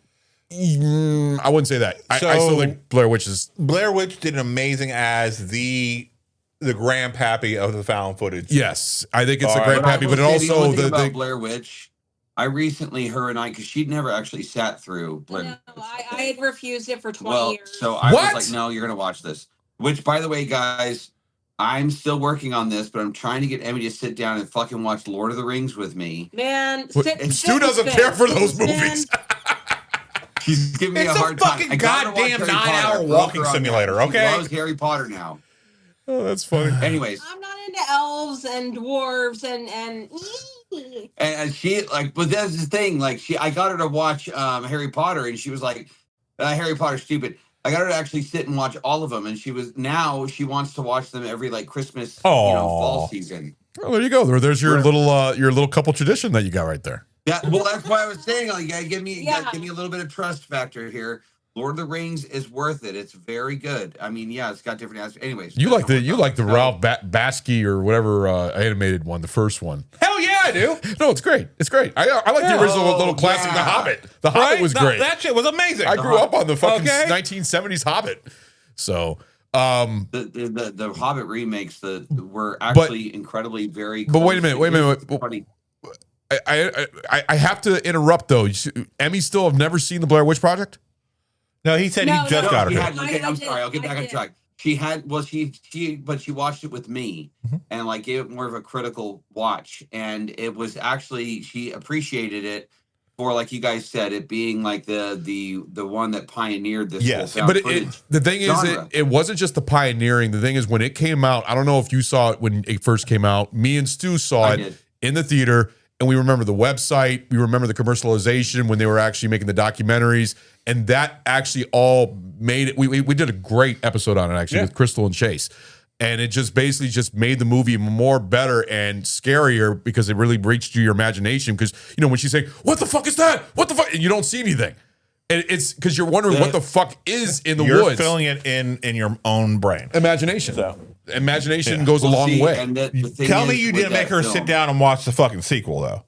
Tell me you didn't fucking make her waste her fucking time with that. Sequel's fun. No. The sequel sucks dick. It's horrible, but it's fun. So the thing with Blair Witch that was very interesting, and like to touch on what Ron was saying, the marketing was done so well. Exactly. And that movie was so successful that the cast of that movie had to come out at the MTV Movie Awards and be like, "Hey, we're alive, we're not motherfuckers!" dead." Yeah. Like they had to convince people, like, hey, it's not fucking real. So And it fucked definitely them happened though, to them. because most of them then got stuck in that role. They could never really be cast as anything else because that's what they were. That's who they were stuck in for them forever. I will say this: two things. One, rewatching it, like, and it is of the times, and the fact that the video quality is not as good, so it's really kind of hard to follow. As on a very shaky cam situation, very shaky cam. No, I will say last year they actually I have the new version, which is basically the original vision of what it was supposed to look like. It's a lot more crystal clear. Okay, but it doesn't matter what it was supposed to look like. I know. It matters what it did look like. I know, but I actually went to a event last year where I met the director. I got a picture with the director and got to watch it in the woods, and it was fucking great. I loved it. Got to do a Q&A with the director. That's cool. Yeah. Yeah, that's we even want to do something like that. I will say that the other thing is I will say the main character of the Blair Witch Project, I'm just going to give it to her. Heather. You know, she's only known as only known for that film, but she's also known because she looks very similar to the lead singer of Garbage. So she's got that going for her. Hold on, I gotta look that up. I disagree. She doesn't look. Look that up. I know. I'm picturing both of them in my head right now. They both look very different. You don't think they could be sisters? No. I know what Shirley Manson looks like now. Back in the 90s, not now. I'm picturing her in the 90s when Garbage was like a big swinging dick on the scene. Okay, this is the lead singer of Garbage right here. Right. The dark eyes, the moody look. She looks very similar. Like they could be sisters. I don't see it. I don't. That's a large cast. We're off on a huge. Okay, you're gonna need to right show. I'm gonna throw it into an even bigger. Show Heather. Heather, or whatever her name is, on the screen. If I may. Yes. Have either of you seen Blackwater Vampire? That's Heather right there. No, I have not. Blackwater Vampire. Oh wow, she was not a bad looking woman. I will highly recommend. It is on Shudder. It was a Shudder viewing. If you are a big fan, and this was right after Lee had gotten me to. She's did it again. Spicy boner. That is a spicy boner. Me. Is it another one? Yes, it is. Fire. You are. Spicy boner. Man. Life is good. I'll help you finish this up. So the Blackwater Vampire, I haven't actually seen it myself yet, but it's on Shudder, and it is a mockumentary, but it involves vampires instead of like scary shit. Yeah. The cool thing about this movie, I viewed it on a random Saturday that he was working, and very Blair Witch, and you actually do see the creature, and it gives you that payoff that you wanted from Blair Witch. It's disturbing. I will say that just to give like a small segue and a small like spicy boner hint to the next episode that I will be a part of, since this is a Halloween series, in tradition of that, Ron and I will be doing Wolfman, and it is very similar in the fact that when you actually see the creature, it's disturbing to look at. It's not like your typical like stupid fucking. It's actually something you look at and you're like, if you saw that in person and it was real, you would shit your pants. You would shit all over yourself. It's not fun to look at. Yeah, I'm looking really forward to that. That's going to be one of our little single series, and me and Lenny are going to be doing the Wolfman, which from what I heard from other friends of mine was complete dog shit, but let's see it. I haven't seen it yet, so I'll find out for myself. So I will do that with Lenny. I'll be right back. And then it's got the chick from Weapons in it, and she's really great because I wasn't a fan. I'm not a fan of her weird haircut. Her crimpy hair. Her haircut in all the movies. Not a fan. But she has the chops, man. She's here. Good at acting. She is here. She might be the Jamie Lee Curtis of this century. I've read a lot of things about that. I've actually heard a lot of things about how she's starting to rise up in a lot of movies and stuff like that. I still have to see Weapons myself. Not only movies, but she's rising up in the horror franchise, and she has the great chops. in Weapons. She's like here for horror, and she's not backing down, and her acting abilities are really just again, I'm getting Jamie Lee Curtis vibes from her. No, I hear you. Yeah, I'm very interested. I know exactly what you're talking about, because there's also another actress I remember that was also got like Jamie Lee Curtis vibes, and just like there's other actresses that almost have like Ellen Ripley from the Alien series vibes, basically, right, and stuff like that. But hey, we're gonna go ahead and take a quick break, so we will be right back. Ew. Hey there, it's the Barrel Age Chicks. I'm Sammy. I'm Snow. I'm Crystal, often called Mouse, and I'm here too. Yay! And then we also have Yen and Harley, who sadly are not with us, but that's okay. We're here to talk to you about our podcast. Woo! Tune in because it's a lot of fun, and you get to hear the chick side of things. You're gonna BS about movies and drinking and life and momming, and we're Lots good. of laughing. Lots of laughing. I laugh, but it's great. Yes. We have finished our first season. And we're starting our second season. Woo! Good Lord.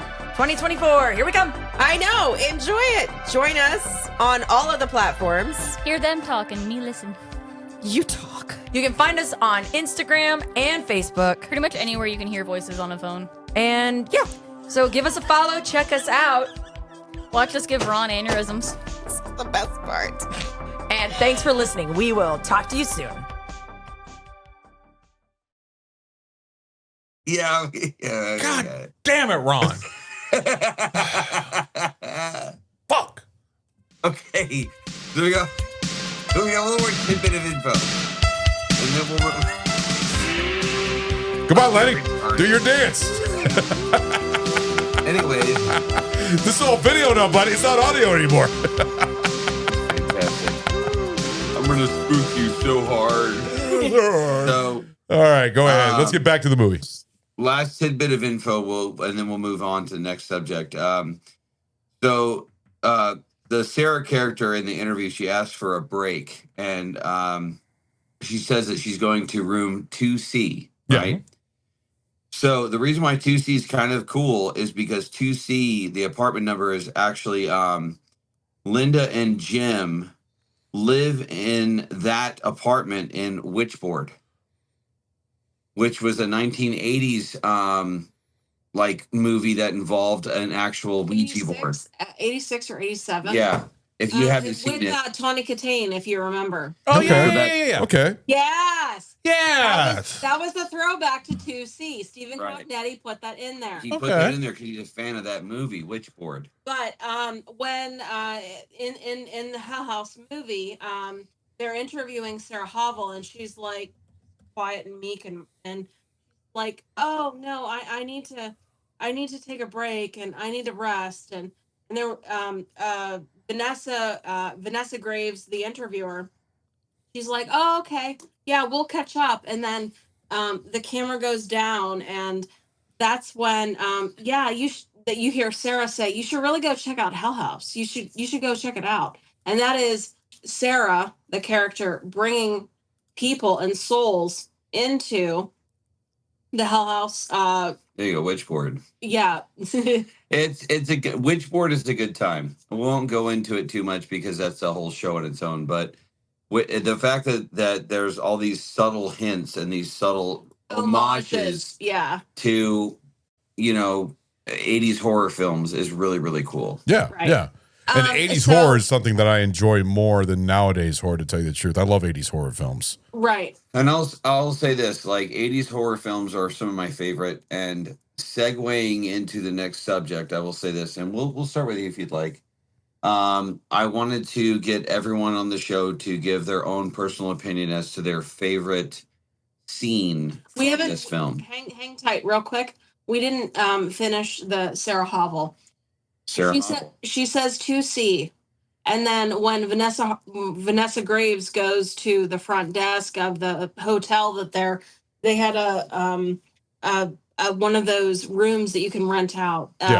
they go to the hotel, and the whole mysticism behind that is she talks to the front desk lady, and the front desk lady says, well, we don't have any rooms with letters in them. Right.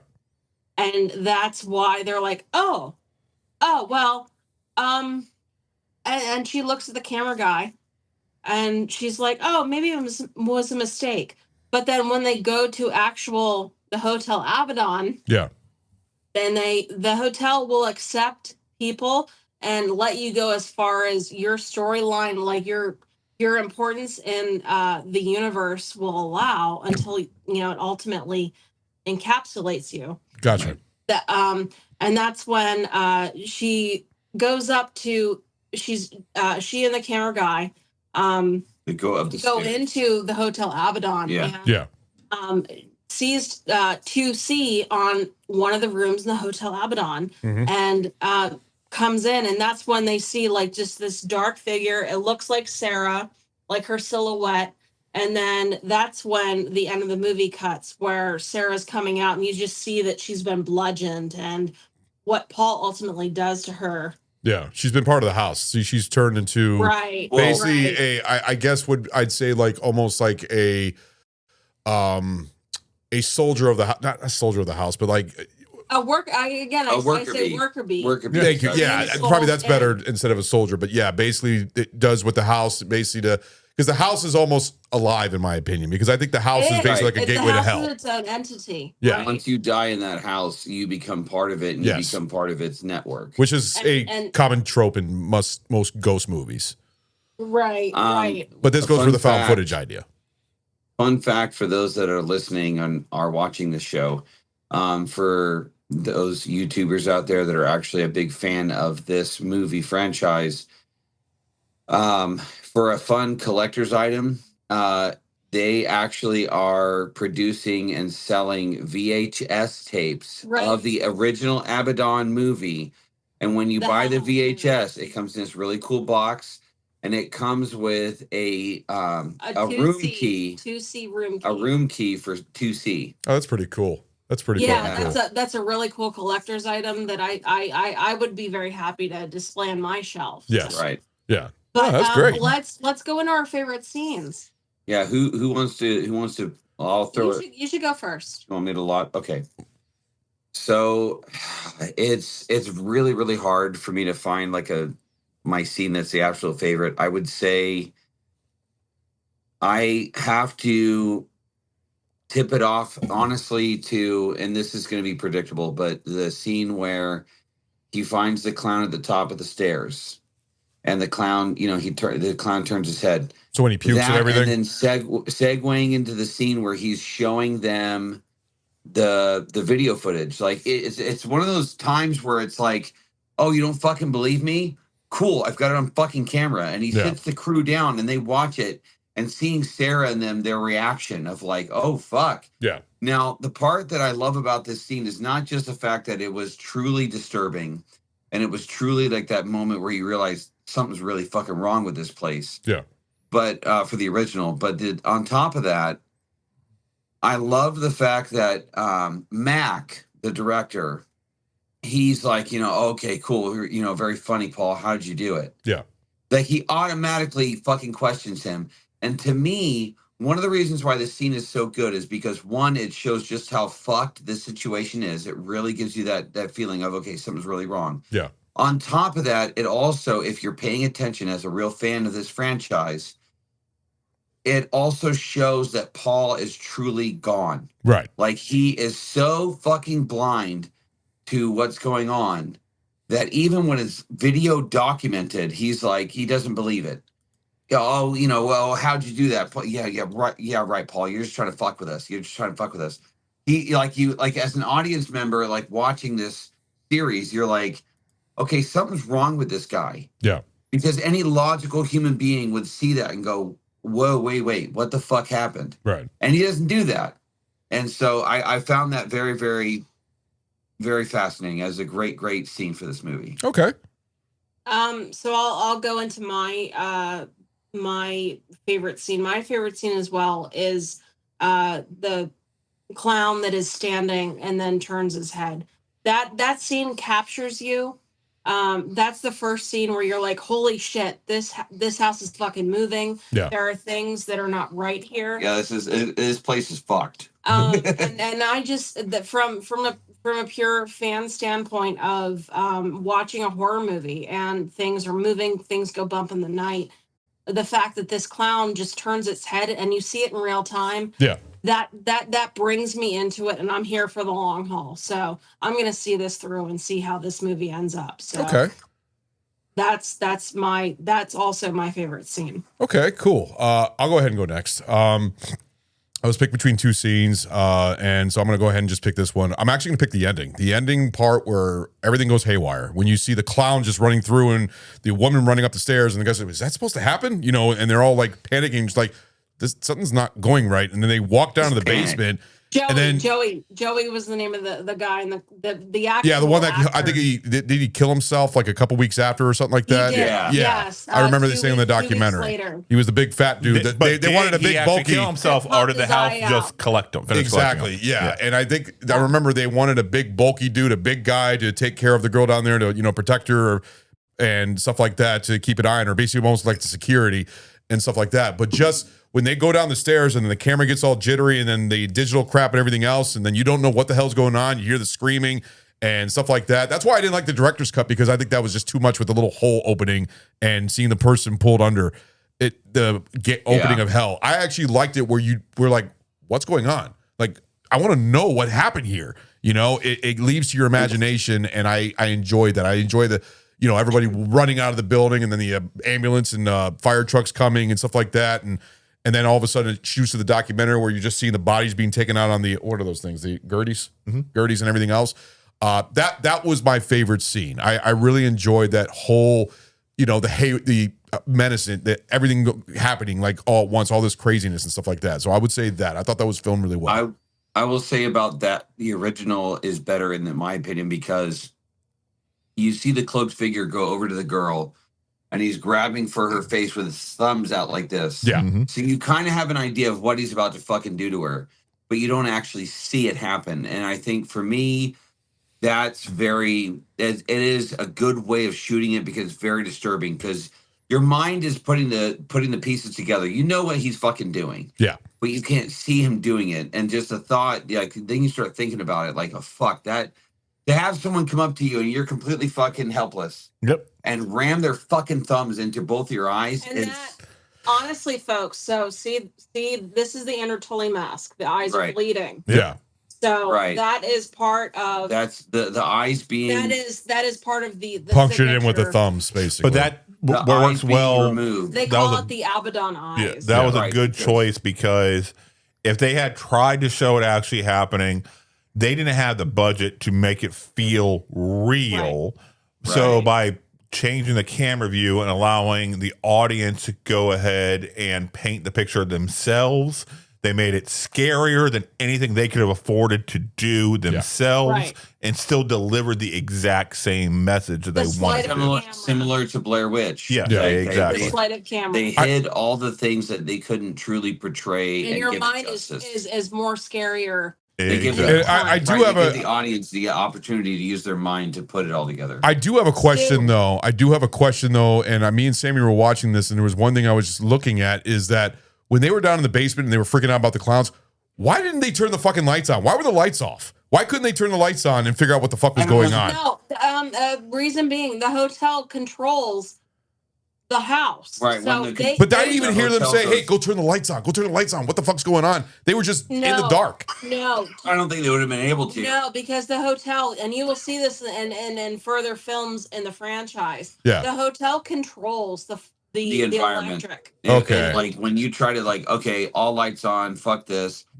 There are times when the hotel's like, nah. Yeah. And there's nothing you can do about it. It's similar to and this drives me insane, especially being a guy of my size.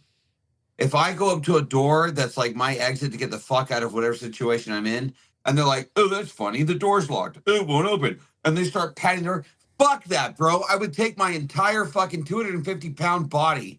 I don't care if I break a bone. Yeah. I would barrel a hole through that fucking door. Okay, but how much scarier would have been, you throw your entire body at it, no, it doesn't budge. All right, Well, you if just I fucking threw bounce my right the fuck entire off body it. at it, I gave it everything Yes. I had, and it didn't fucking budge. Yes. I'd fall on the ground with a broken shoulder, and I'd go, you know what? Fucking take me, Yeah. because I'm out. This is where I That's die. the best I can Yes. do. Stu, what's your favorite scene? So it's very close to Lenny's favorite scene. So after he sees the clown, like, hey, hey, buddy, and like that.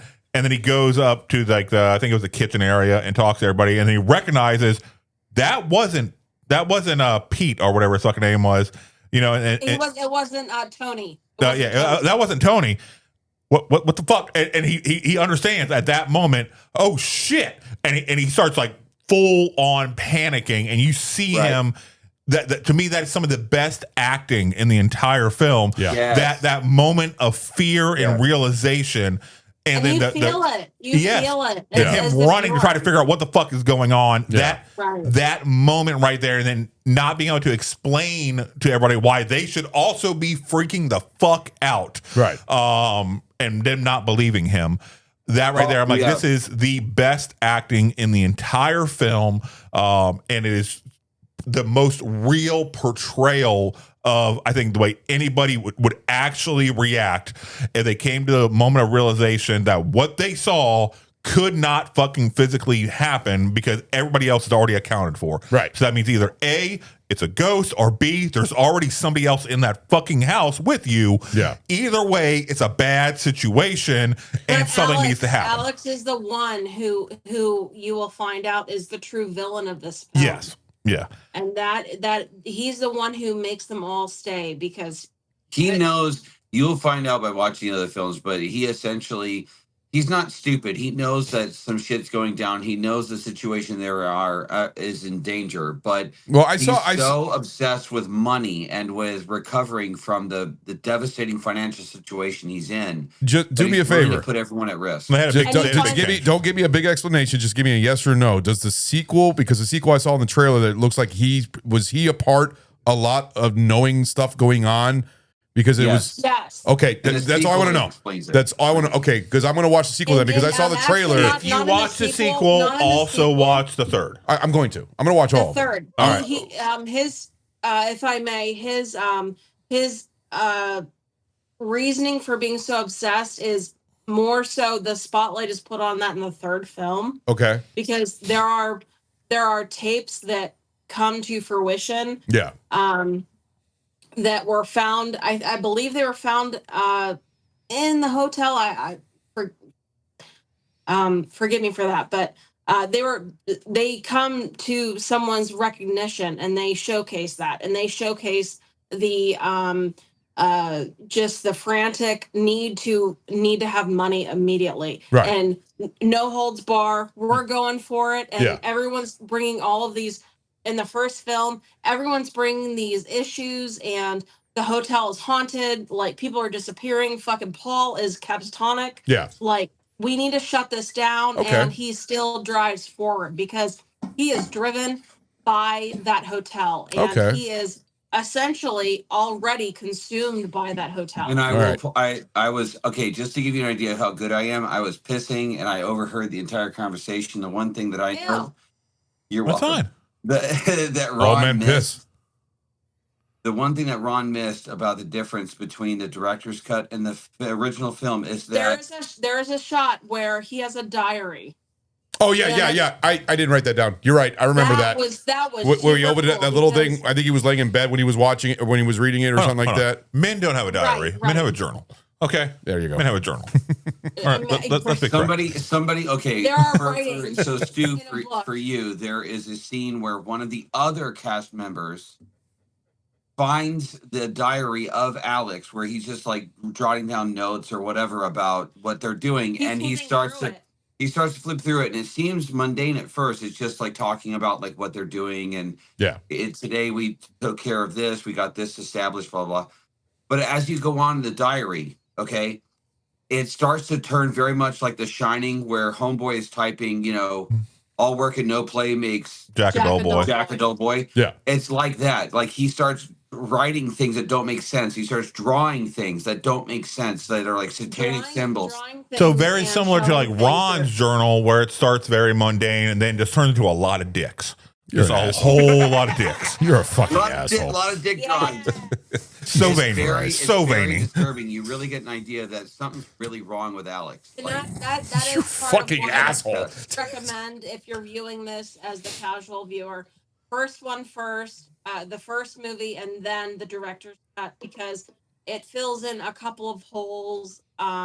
You'll appreciate the initial first scare, which is the clown. Yeah. And that's why we recommend first original cut and then the director's And when we do our pint reviews, we are doing the pint reviews on the original cut. We're not doing it on the director's cut. We're doing it on the original cut. So yeah. Of course. All right. So, Are we ready for the pint reviews? well, Well, he had. I know he had one little last thing. Yeah. Go So ahead. I will kick this segue off as well. This is the last one, and before we get to the pint reviews, and that is, I am super curious if, for all of you here, if you were stuck in that situation, if you were part of that cast, and you witnessed what you witnessed, and you walked through what you walked through, at what point would you go, "Fuck this, I'm done"? Like, you can fuck all the way off, or hold on, or he's like jumping into it. Or would you stick it out? So I will start. For me, Well, it depends when- on which character you are.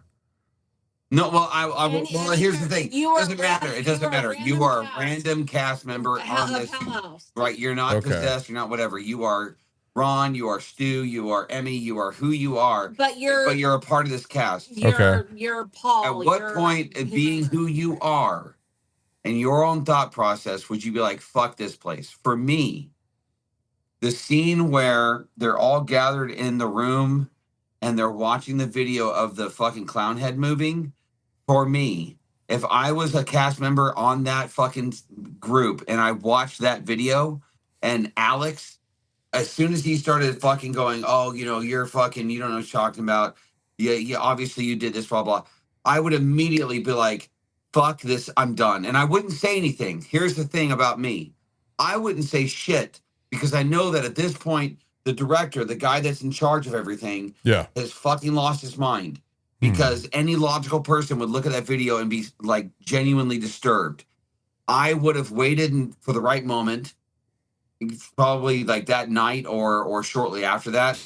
And I would just fucking straight up deuces. I'm out. I would just leave. I wouldn't fucking have a conversation. I wouldn't give them the opportunity to talk me into staying. I would just fucking bounce. So that's my take. We'll segue into me. My whole thing is the second anything goes bump in the night, I'm out. Like, no, there is no part of anything that jeopardizes my safety. If I hear something fucking move in a haunted house that we're supposedly staying at, and even though we have the lease and we have the rights and we have all this, no, something moves. That's an inanimate object or something. What scene would that be for you? When Paul wakes up because he hears something in his room. That's like the first scene. As far as he knows, it's fucking Sarah just being weird. All right. Yeah, but Oh, that was fair. weird. Yeah. Are you sleepwalking again? I think that's what he asked. That would have been my first indication. No, it's time to roll. Me knowing Emmy as well as I do, I believe that Emmy would have immediately the next morning been like, "Hey, Thank you for the Sarah." opportunity. No. I would have been like, "Hey, Sarah, did you come to my room last night?" No? She'd been like, "No." Okay. Did you sleepwalk last night? Did you wake up somewhere that you weren't supposed to be? No. Okay, cool. I wouldn't have said fucking anything after By that. the way, Out. that Gone. reminds me of a super cool, creepy scene from the movie. Sarah talking to the fucking wall. Oh yeah, I in the remember middle that. of the night. Talking backwards. Yeah. And like what? How? Fuck that. Yeah. Anyways, But that is no. Anytime I hear anything go bump in the night, Paul was initially like he was aloof about it, but Yeah. the second night, like, no, I'm out. Okay. Shit's playing piano downstairs, and like we're all like peering down. The clown is at the bottom of the staircase. nah. No. Nope. I'm out. See, all right. I'm gonna go into mine. It was kind of hard here because there was a couple scenes that would have been like, what the fuck? The scene where he was trapped in that fucking hallway, and then all of a sudden that fucking skull-headed guy comes out, and then all of them leaving, and then coming back out, and it looked like almost all the when they're in the kitchen, all the mannequins felt like all the mannequins were moving. They were in the kitchen. It was behind the bar, I believe. It was in the kitchen behind the bar. From what I remember. Well, they just wanted a drink, right? They were thirsty. Galley. It was either that scene or the scene where they go down to the basement, and all of a sudden he's like looking, and they all three clowns are looking straight forward, and then all of a sudden they're just facing towards him. It's like that would probably be like, what the fuck is that? Why are they? Why are their heads fucking? They're mannequins? No, bro. Like, dude, there's nobody else fucking anywhere near. The basement. Like there's no explanation for it. But I wouldn't leave it because nothing's like hurting you. It's just it's like a situation where I talk to the other guys, like, I want to find out what the fuck's going on here because this is something weird unless we have somebody fucking with us. Because I think somebody's making a prank. And that's what I would think that it is. Somebody is pranking us. Yeah, it sounds like Ron would stick it out. Yeah. I have a thing with, like I said, I like checking out stuff. I like stuff being proved wrong to me. Morbid curiosity. Oh yeah. You guys too. I mean, we I love become part of the Abaddon. Yeah, I because Chase is like into ghost hunting and stuff like that, and he keeps telling me about this. I said, dude, bring me along. I want to be there. I'll put a fucking night vision goggles. I will be in the fucking middle of the woods in the middle of the dark. I want to see something. Are you gonna be one of those Instagram people that like plays Taylor Swift so you don't get scared? I know what you're talking about. Yeah, I know what you're talking about. Fucking go through like haunted places. No, I listened to the Friday the 13th theme with the nice violin and everything. Yeah. Go ahead, Stu. It's hard for me because I would be trying to figure out the prank side of it because I am the type of person who would be targeting somebody with the prank. Yeah, I would be doing everything I could to try to fucking with me. Yeah, what the try to fuck with Ron specifically. Exactly. To try to scare the fuck out of him. Just like you did with the fucking just like when you did with the fucking potatoes. That's why Paul kept thinking it was Tony or Matt. Yes. And so I would have done everything I could to be fucking with him. Debunk it. Yes, but like the scene, goes back to my favorite scene where he sees them, and then once he recognizes, oh shit, there's no logical explanation I can for this. What I would have done at that point, I would have gone right downstairs and beat the fuck out of the mannequins to ensure there's nobody in there. You start kicking them and fucking punching them. Yeah. It's like right under there. Pick it up. All right. Okay, these fuckers are gone now. They are no longer a part of this haunted house. I am removing them from the equation. Bodies out back. Yes, they are no longer a part of this. We'll figure something else out. Roadhouse. I'm removing the danger from the environment. Could you imagine they would have saved the whole story arc if they would have burned the fucking mannequins? Yes, exactly. That's what I'm saying. The second something came to me, I'm like, I cannot explain this. I'm removing that thing from my life. That thing is no longer going to have a chance to fuck with me or mine. And I will do it in the most efficient, quick, violent means that I possibly can to no longer have to worry about it. History has proven you burn it. You either burn it or shoot it in the head. Exactly. And it would have been gone. I would have removed the fucking heads off the mannequins, taken the mask off, burned the fucking mask. These fuckers will no longer bother anybody. All right, and there we go. We're done and over with. It'll be fine. We got a creepy ass, dungeon already with a half naked girl that'll be down here. We can just have some weird dude just standing there looking like he's about to touch himself, looking at her, and that'll be creepy enough. Okay, that's all we need. That character, the Joseph, I think his name was Joseph. His character looked like a kid toucher. Exactly. You talking about the bigger dude? Yes. That's all he would have to do. Just stand there, just kind of looking down while eyes up at her. That would have been scary enough right there. You didn't need the mummy or the dummies. You didn't need the mannequins. His name was Joey. Yeah. All right. You just had just weird pedo boy just standing there. All right. And that would have been creepy enough. Perfectly fine. And I will say, as a good fail-safe, if you were to do that, if you were to take the mannequins and go, fuck this, and take them out to the dumpster and set them on fire, and like the next fucking morning you get up and you go walk around the if the cat came back, I'm gone. Yes, if the cat came back, I am gone. That means that person should not be here. Either somebody has a bigger budget that they're spending to try to fuck with me. No, I'm like, okay, cool, you got me. I'm done.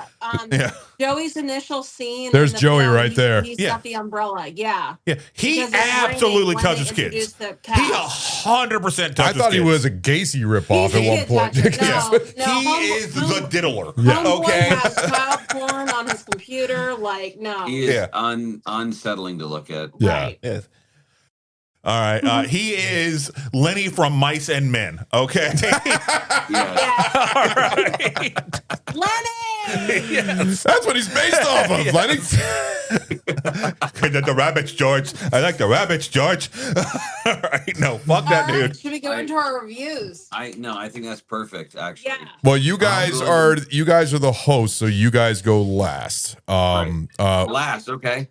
Yeah, because you're the host usually goes last on the Pine reviews. I like it. We're here for it. All right, so Stu, you want to go first? Or you want me to go first? I'll go first. That's fine. All right, go ahead. All right. So enjoyment, I'm going to go ahead and I'll give this a 3.5.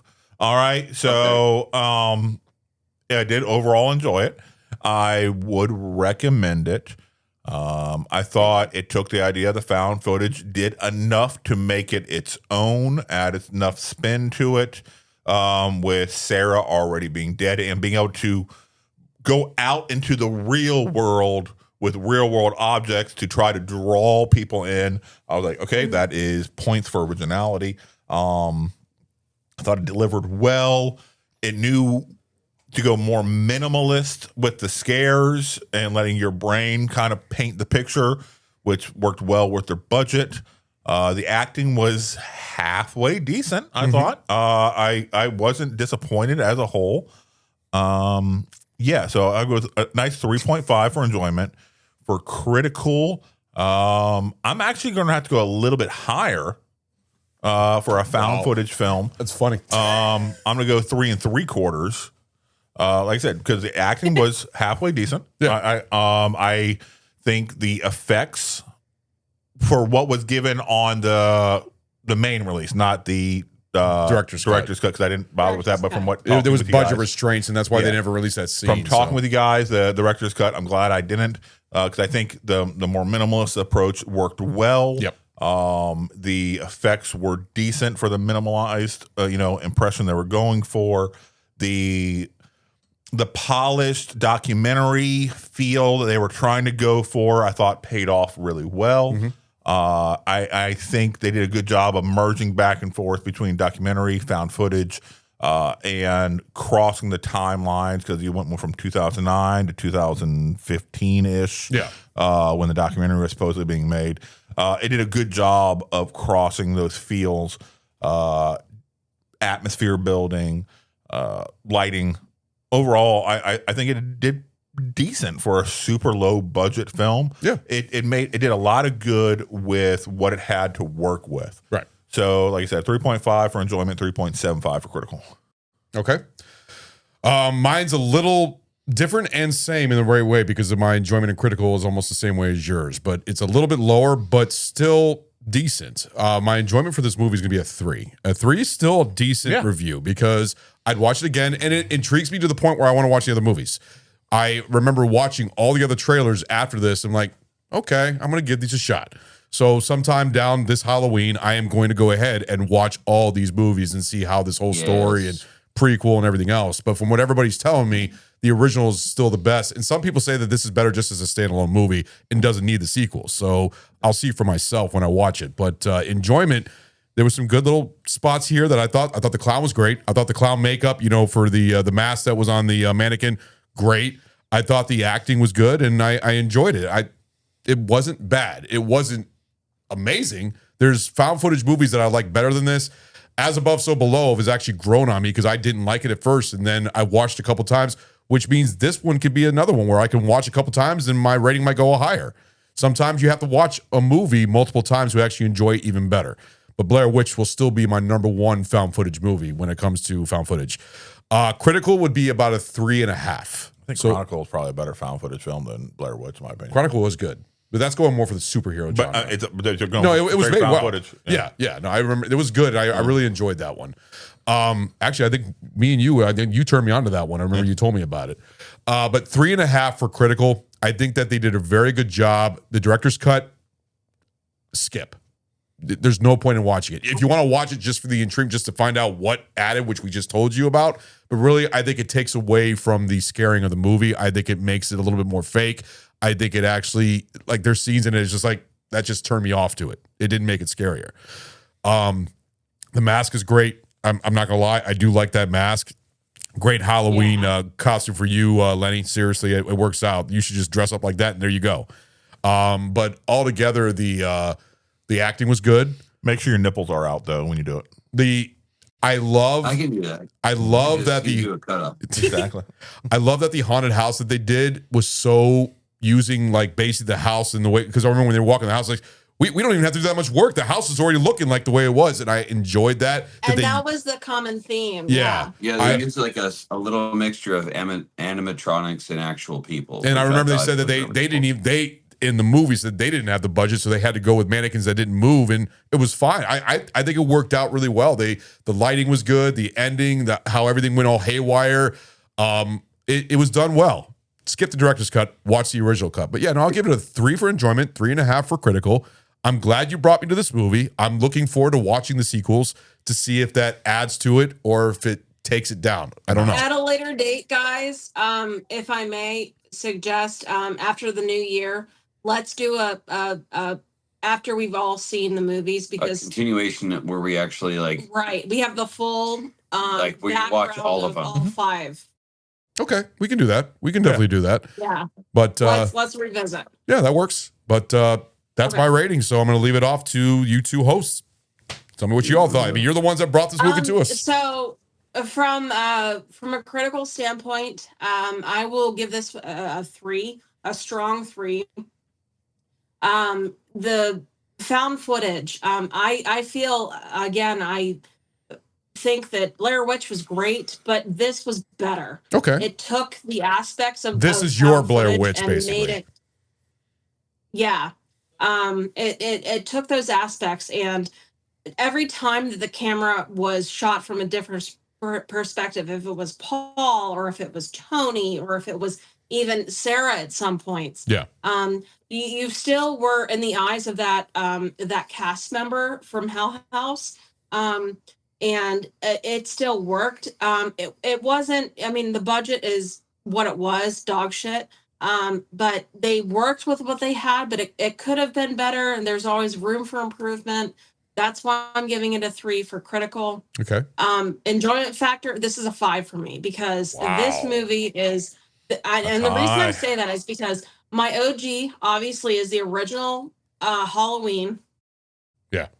Michael Myers, he's my homie. He's your dude. He's your spirit animal. But I will come back from Halloween's in the future and revisit this movie and watch it again 12 months from now and still find something that I didn't see in my original viewing. All right. And the rewatchability factor of this movie is what brings me back. Okay. So, yeah. So for critical, I'm going to give this a little bit of a higher rating than everybody. I'm going to say a 4. And the reason why is because 4, again, paying homage to the original with Blair Witch. Blair Witch did the best it could do with the times, the technology that was available. Yeah. With Hell House, they did the same thing, but it's more of an updated, like, if Blair Witch was done in this era, this is what it would look like, essentially. Right. The technology was there, and it was very good. I will say that, yes, when they have the whole part where the floor opens up in the director's cut, the CGI. The CGI is not. If you can even call it that. It's not great. It's not great. It kind of actually takes me all the way back to like the original Jurassic Park.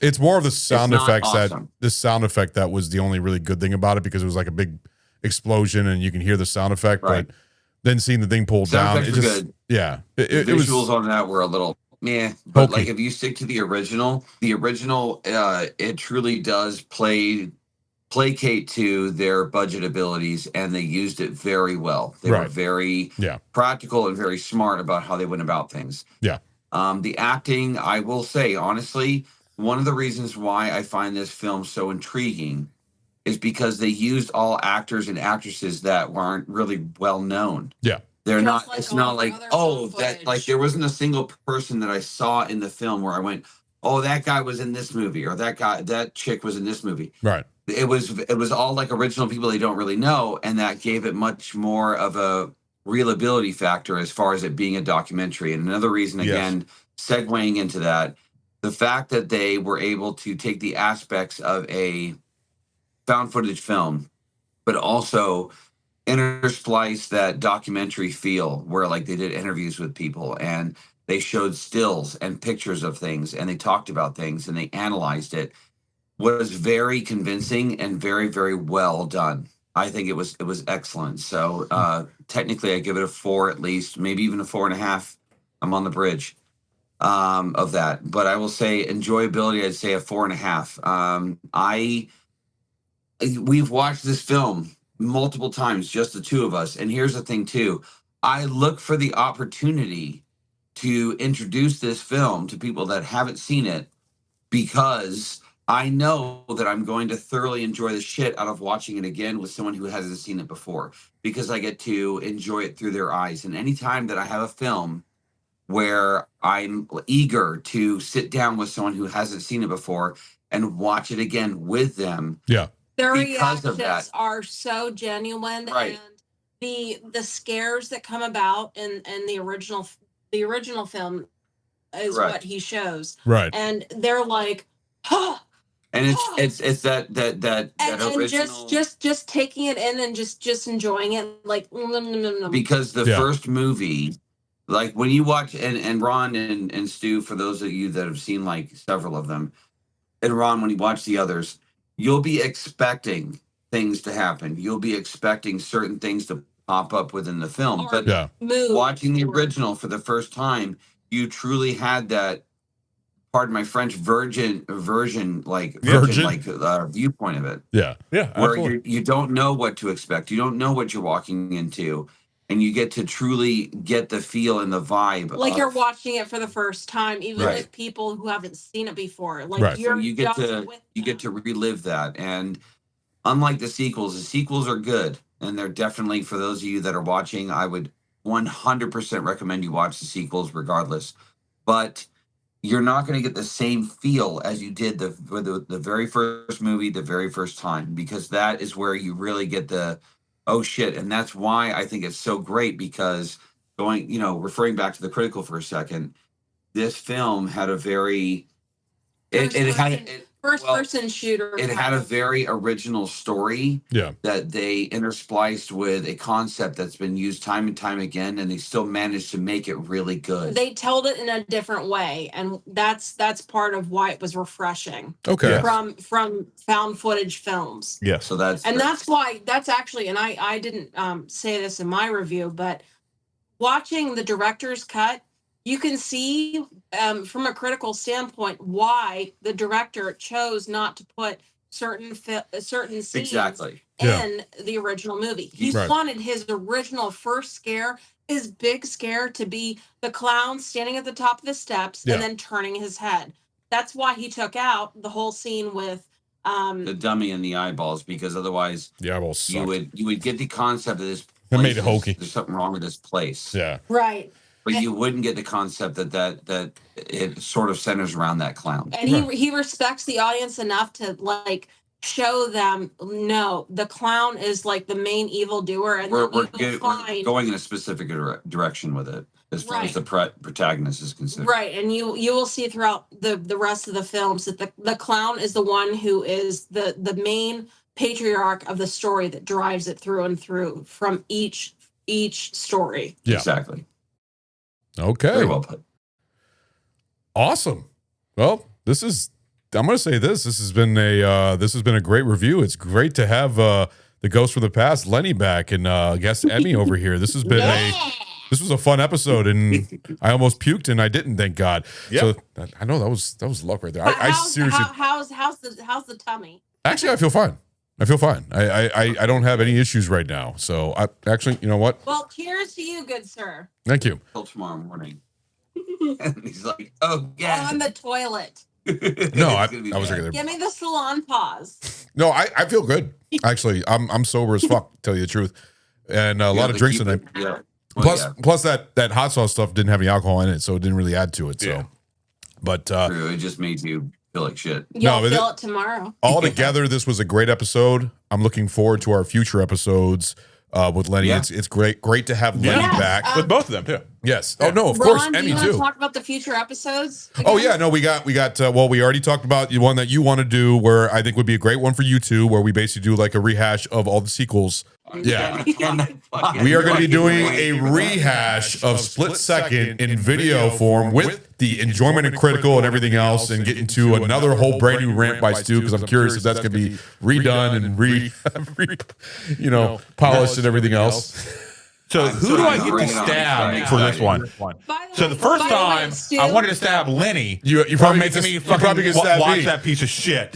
All right, stab me wasting my because I'm the one who- goddamn time. I'm the one who This came up with the time, idea. It Yeah. really feels like Yeah. I'm gonna need to stab you. Yeah, it's all right. gonna be It me. really feels like I need to stab you. If you're gonna make me fucking. But do you know this what? shit. It's BAF history. It's BAF history. Real talk. Lenny played that movie for me 10 minutes. I was like, no, turn this shit off. I can't.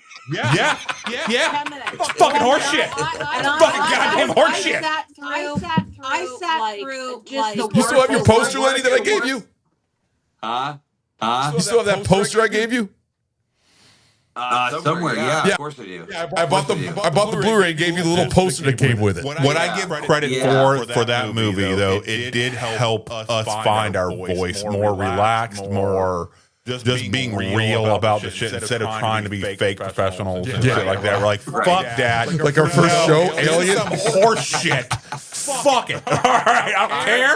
I am honored that the movie that broke you was like second. It was my choice. No, Fantastic. still to this day, my favorite line from you, and I think I've said this to you before, when we were doing the Predator episode, and when he went off of me when I gave Predator a 5, and then Lenny just goes out and says, yeah, but Lenny just blats out and says, God, I've never seen Stu get like this since Split Second. It was great. But no, I think it's gonna be a fun rehash going back to BAF history with the original crew, me, Stu, Lenny, minus most of the originals. Yeah, most of the originals, minus somebody else, but it's just gonna be the original 3, and I think that'll be fun. So that's gonna be our next episode with Lenny, and then me and him will do Wolfman, and then we'll see what goes down the road. I'm looking forward to full groups when we can eventually make everything work and get Lenny back live in studio. Yeah, I think that'll be a great time. When we're able to get a original crew back shoulder to shoulder the way we were. And everything. I think that'll be a good time. And then he can take his real shot of Malort. And Everclear. Plenty of Everclear. Quick question. What's up? I was going to ask, Silent Night, Deadly Night, with Owen, the guy that was in Halloween. I want to do a review of that. Like, We already did Silent Night, Deadly Night. Right.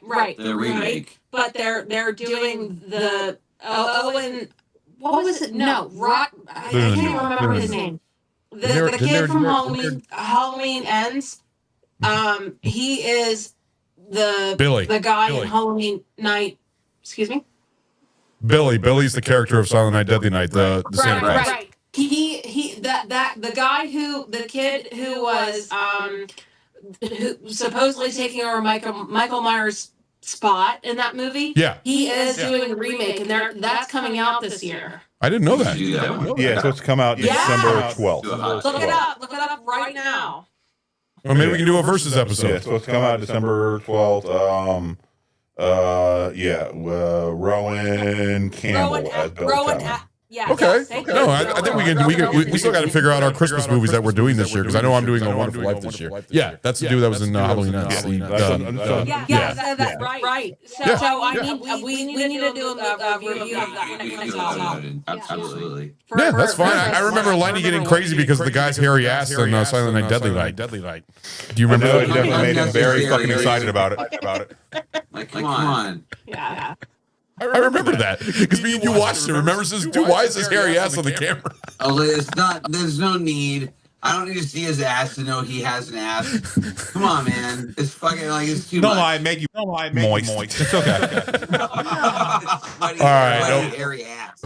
We're gonna go ahead and sign off right now. Make sure you check out the notification or check the notification bar and Ring-a-ling, ding-a-ling. You get Yes. notified when we Yes. drop new shit. please make sure to like our video and share the video everywhere that you know, on social media and stuff like that. You know, we love doing the show, and it's we've been doing it for fucking 5 years. It's been a long fucking time. What's next episode? Poltergeist. Oh, That is our Poltergeist. yes. What we do have for this Halloween, this is being released after because we have Young Frankenstein coming out, which is actually a classic. I just redid the videos. That one we have Return of the Living Dead, which probably already played. Then we have this one, and then we also have Christopher Lee's Dracula, which is me and Goot. This is an episode we actually did back in the spring, but I'm putting it. Yeah, I'm putting that in the Halloween lineup, and then we have the original Poltergeist versus the remake, which is Adam's hosting job. Okay. And that's our Halloween lineup this year. And then I know that Mike is planning on doing, I think, Uncle Buck sometime in November and stuff like that. And Uncle Buck is a good one. Oh yeah, Is that what he landed on? I know you were. He was flipping back and forth between Uncle Buck and. He's still on the fence about it. Okay. I don't think he's really good. He says he wants to go for the great outdoors, but I think I don't know. I told him it's up to him. They're both classics. The Come on, Great man. Outdoors is more of a summer movie, though. Yeah. I feel Great Outdoors is more. I feel Uncle It's Buck more is of a more partner of of a John Dan Candy Aykroyd and John starring. Candy. Yeah. Great Outdoors is John Candy and Dan Aykroyd. Yeah. You know, so but if he wanted to go for more of a John Candy situation, I think Buck would I mean, be if you really want to talk the about better John Candy, him as Who's Harry Crumb? I mean, that was a great one. Oh yeah. No, Great John one. Candy's good at just about anything he's done. So. and But that hey, is guys, we're gonna go ahead and- classic. No, it is. Anything that John Candy's done is classic, just like Barf from Spaceballs. But we're going to go ahead and log off, guys. This has been great. Hey, Lenny, Emmy, thank you for being on the show. It's been great doing a show with you guys again. Oh, yeah. This was so much fun. You guys did a great Love job. to be here, guys. Thank you. All right, guys, we're going to go ahead and log off. See you all later. Next one.